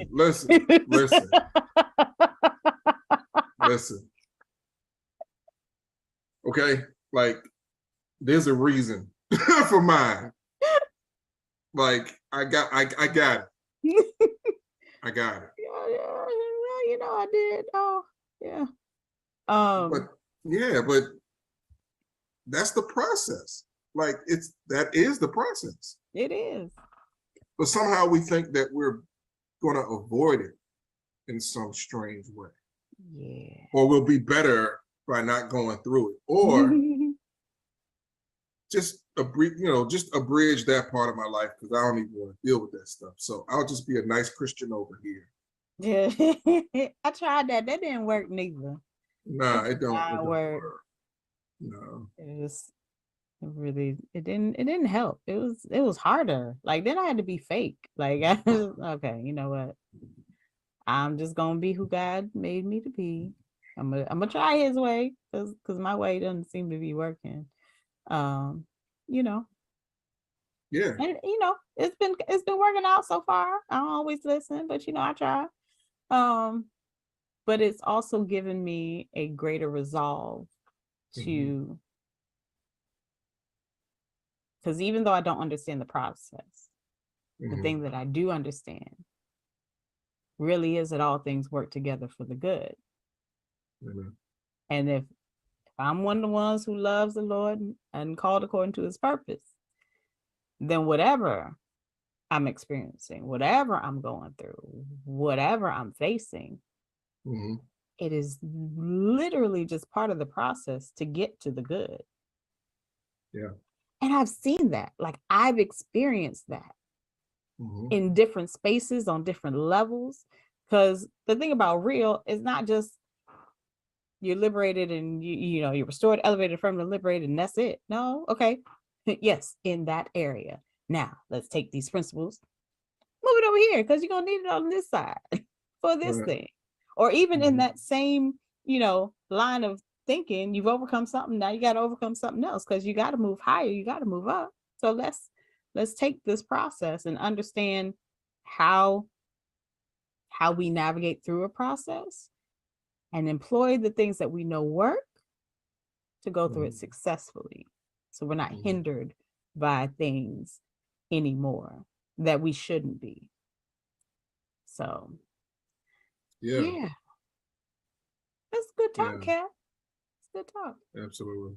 So as we get ready to wrap this up, this is probably the first of 3 closings because, you're an elder. Sure, you do that too. Yeah, I don't have that. Whatever that is, I don't have. When I'm done, I'm done. I do know. I do know that about you. You're like, yeah, all right. That's it. Amen. I don't have that at all. What closing thought would you leave with those as we've been talking about becoming and being spiritually real?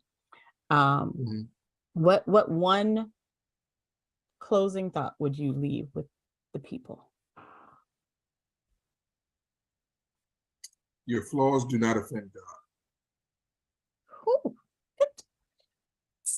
Say that again. Hold on. This card don't even work, but I'm about to put this on something. Just say that again, please, sir. Your flaws do not offend God. Like we endeavor to perfect ourselves. We endeavor to do it through skill sets. We try to do it through talent. We want other people to affirm us. We want people to see us as better. But the only actual place where your flaws are not held against you is God himself. He sent his son. Like he already knew what we needed. So why are you pretending? for other people that need the same exact thing. Ooh.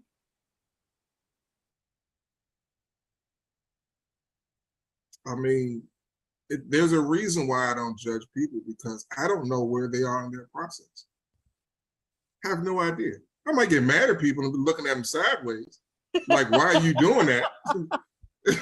Like, why are you doing that? You're being ridiculous. Mm-hmm.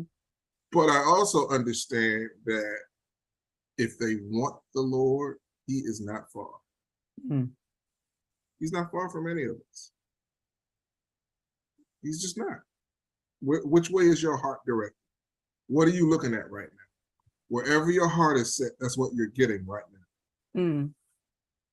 So wouldn't it help us if we set our affections above and not beneath? And it's an ongoing, again, it's an ongoing process. And then, you know what? It doesn't have to be a long process. Choose ye this day whom you will serve. Mm. Most of us are self-serving, and we don't have space enough for the Lord. But we think that if we do it the way we think it ought to be done, we'll get a better result. It might work for you, but working for you doesn't mean it's a better result for everybody. So you about to start up a whole nother conversation. But you know, it's the truth. Like, your flaws, they're not, you don't think God knows what you have need of? Hmm. So why are you so hard on everybody else when you need the same exact grace? My God, today. You gotta let people, yeah. Oh, that's good. That's good. Yep. Actually, that is a good place to end, because give the people something to think about. They can talk about it amongst themselves.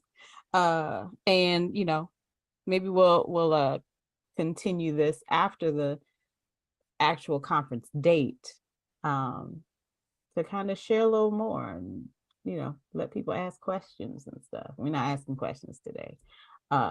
We will, though. I'm down. Like, I'm down for like a live forum or whatever. That would be cool. Okay. You down. I'm writing you down. And plus you just recorded it, so I can't go back on my word. Right. Okay. On board. Got it. Cool. Thank you so much, Kev, for being part of Real Conference, and just for being a friend, like, for real. I appreciate you for being the kind of friend that you are to me, for being straightforward and direct, but always out of love and concern, and just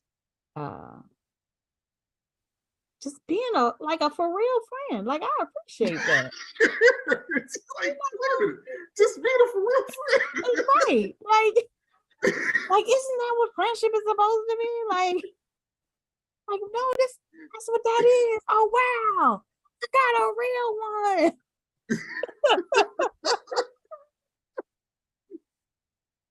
So thank you for that, and for being part. I really do appreciate you. Thank you so much for the invitation. I just want to say you are an inspiration. Aw, thanks, Cal. I try a little bit here. A little bit.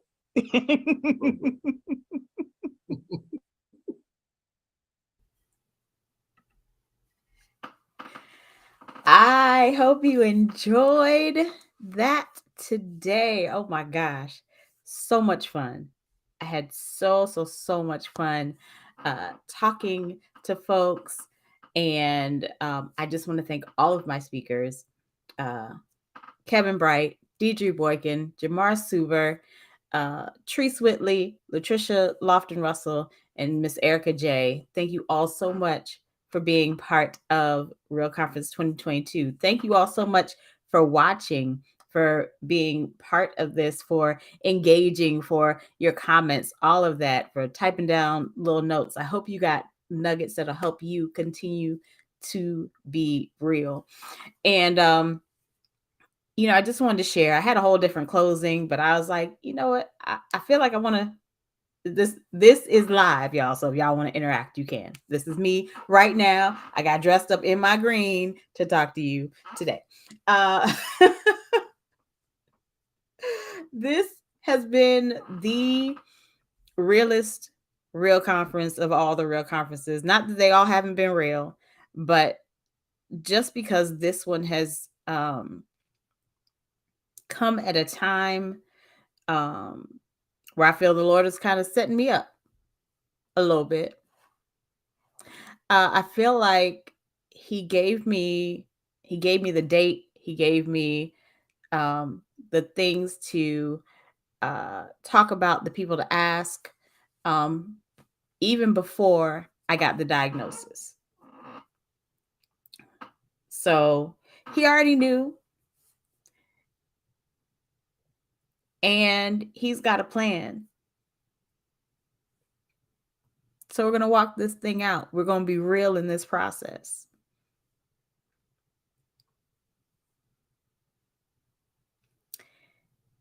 And I just want to say thank you to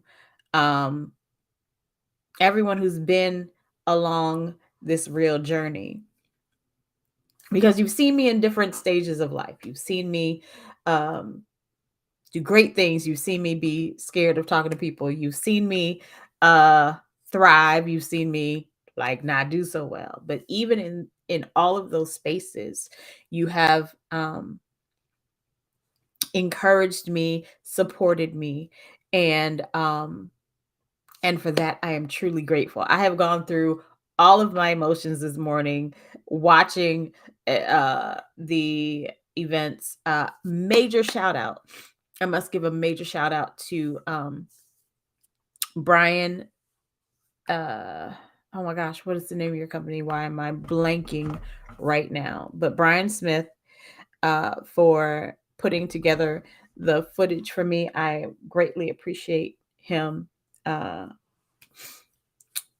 in doing that for me. I'll put the information out there later. Right now, I just want to tell you that I'm grateful for this space. I mentioned earlier and throughout some of the sessions that The Real You is a tax-exempt nonprofit. So if you would like to make a donation, you can at there's a donation link on the Eventbrite link that I will post shortly, because now I can't find anything. I didn't plan any of this. I had a whole ending planned. Okay. Also, if you'd like to make a donation and not really concerned about the tax part, you can Cash App $ Real Conference. And you'll see the little Real logo, which looks like that.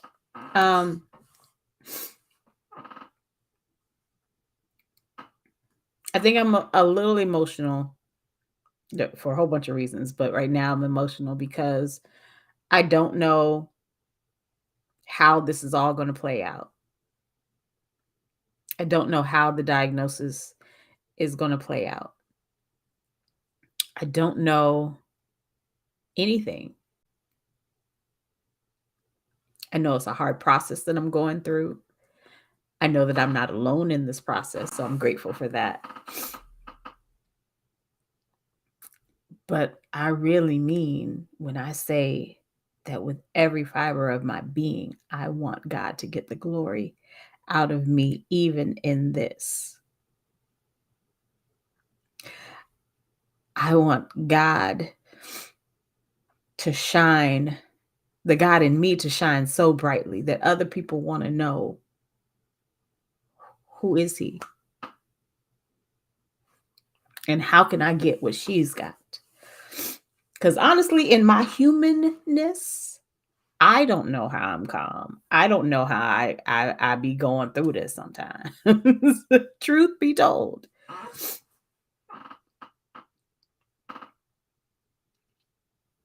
But I rely on the Christ that lives within me and trust the fact that he's brought me through difficult situations before. He's allowed me to experience some very difficult things in life before. And he's brought me through those every time. Not just sometimes, but every time. So we are believing God that healing has happened. That's hashtag healing has happened. And that he will get the glory out of me and really everyone who's part of this process. God's going to get the glory. So I'm not worried. Although I do want to know what you think about the conference today. So please leave your comments. Let me know what you think. Let me know what you thought. Let me know what we can do better for next year. We already have plans in place, so I'm excited about that. But thanks again for hanging out with us today. Real Conference 2022. Whoop, whoop. Doing big things for Jesus. Hallelujah. I'm going to see if I can pull up the ending here because there was a whole ending. Oh, nope. I did it wrong. Okay. So, no. So, we're just going to end. We're just going to end with a thank you so much for hanging out.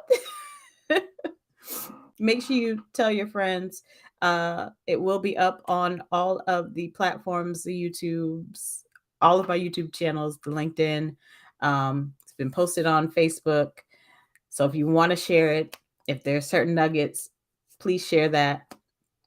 And thank you again so much for hanging out with me today. Have an amazing day. And look, continue to be real. Restored, elevated, affirmed, and liberated in every part of your life.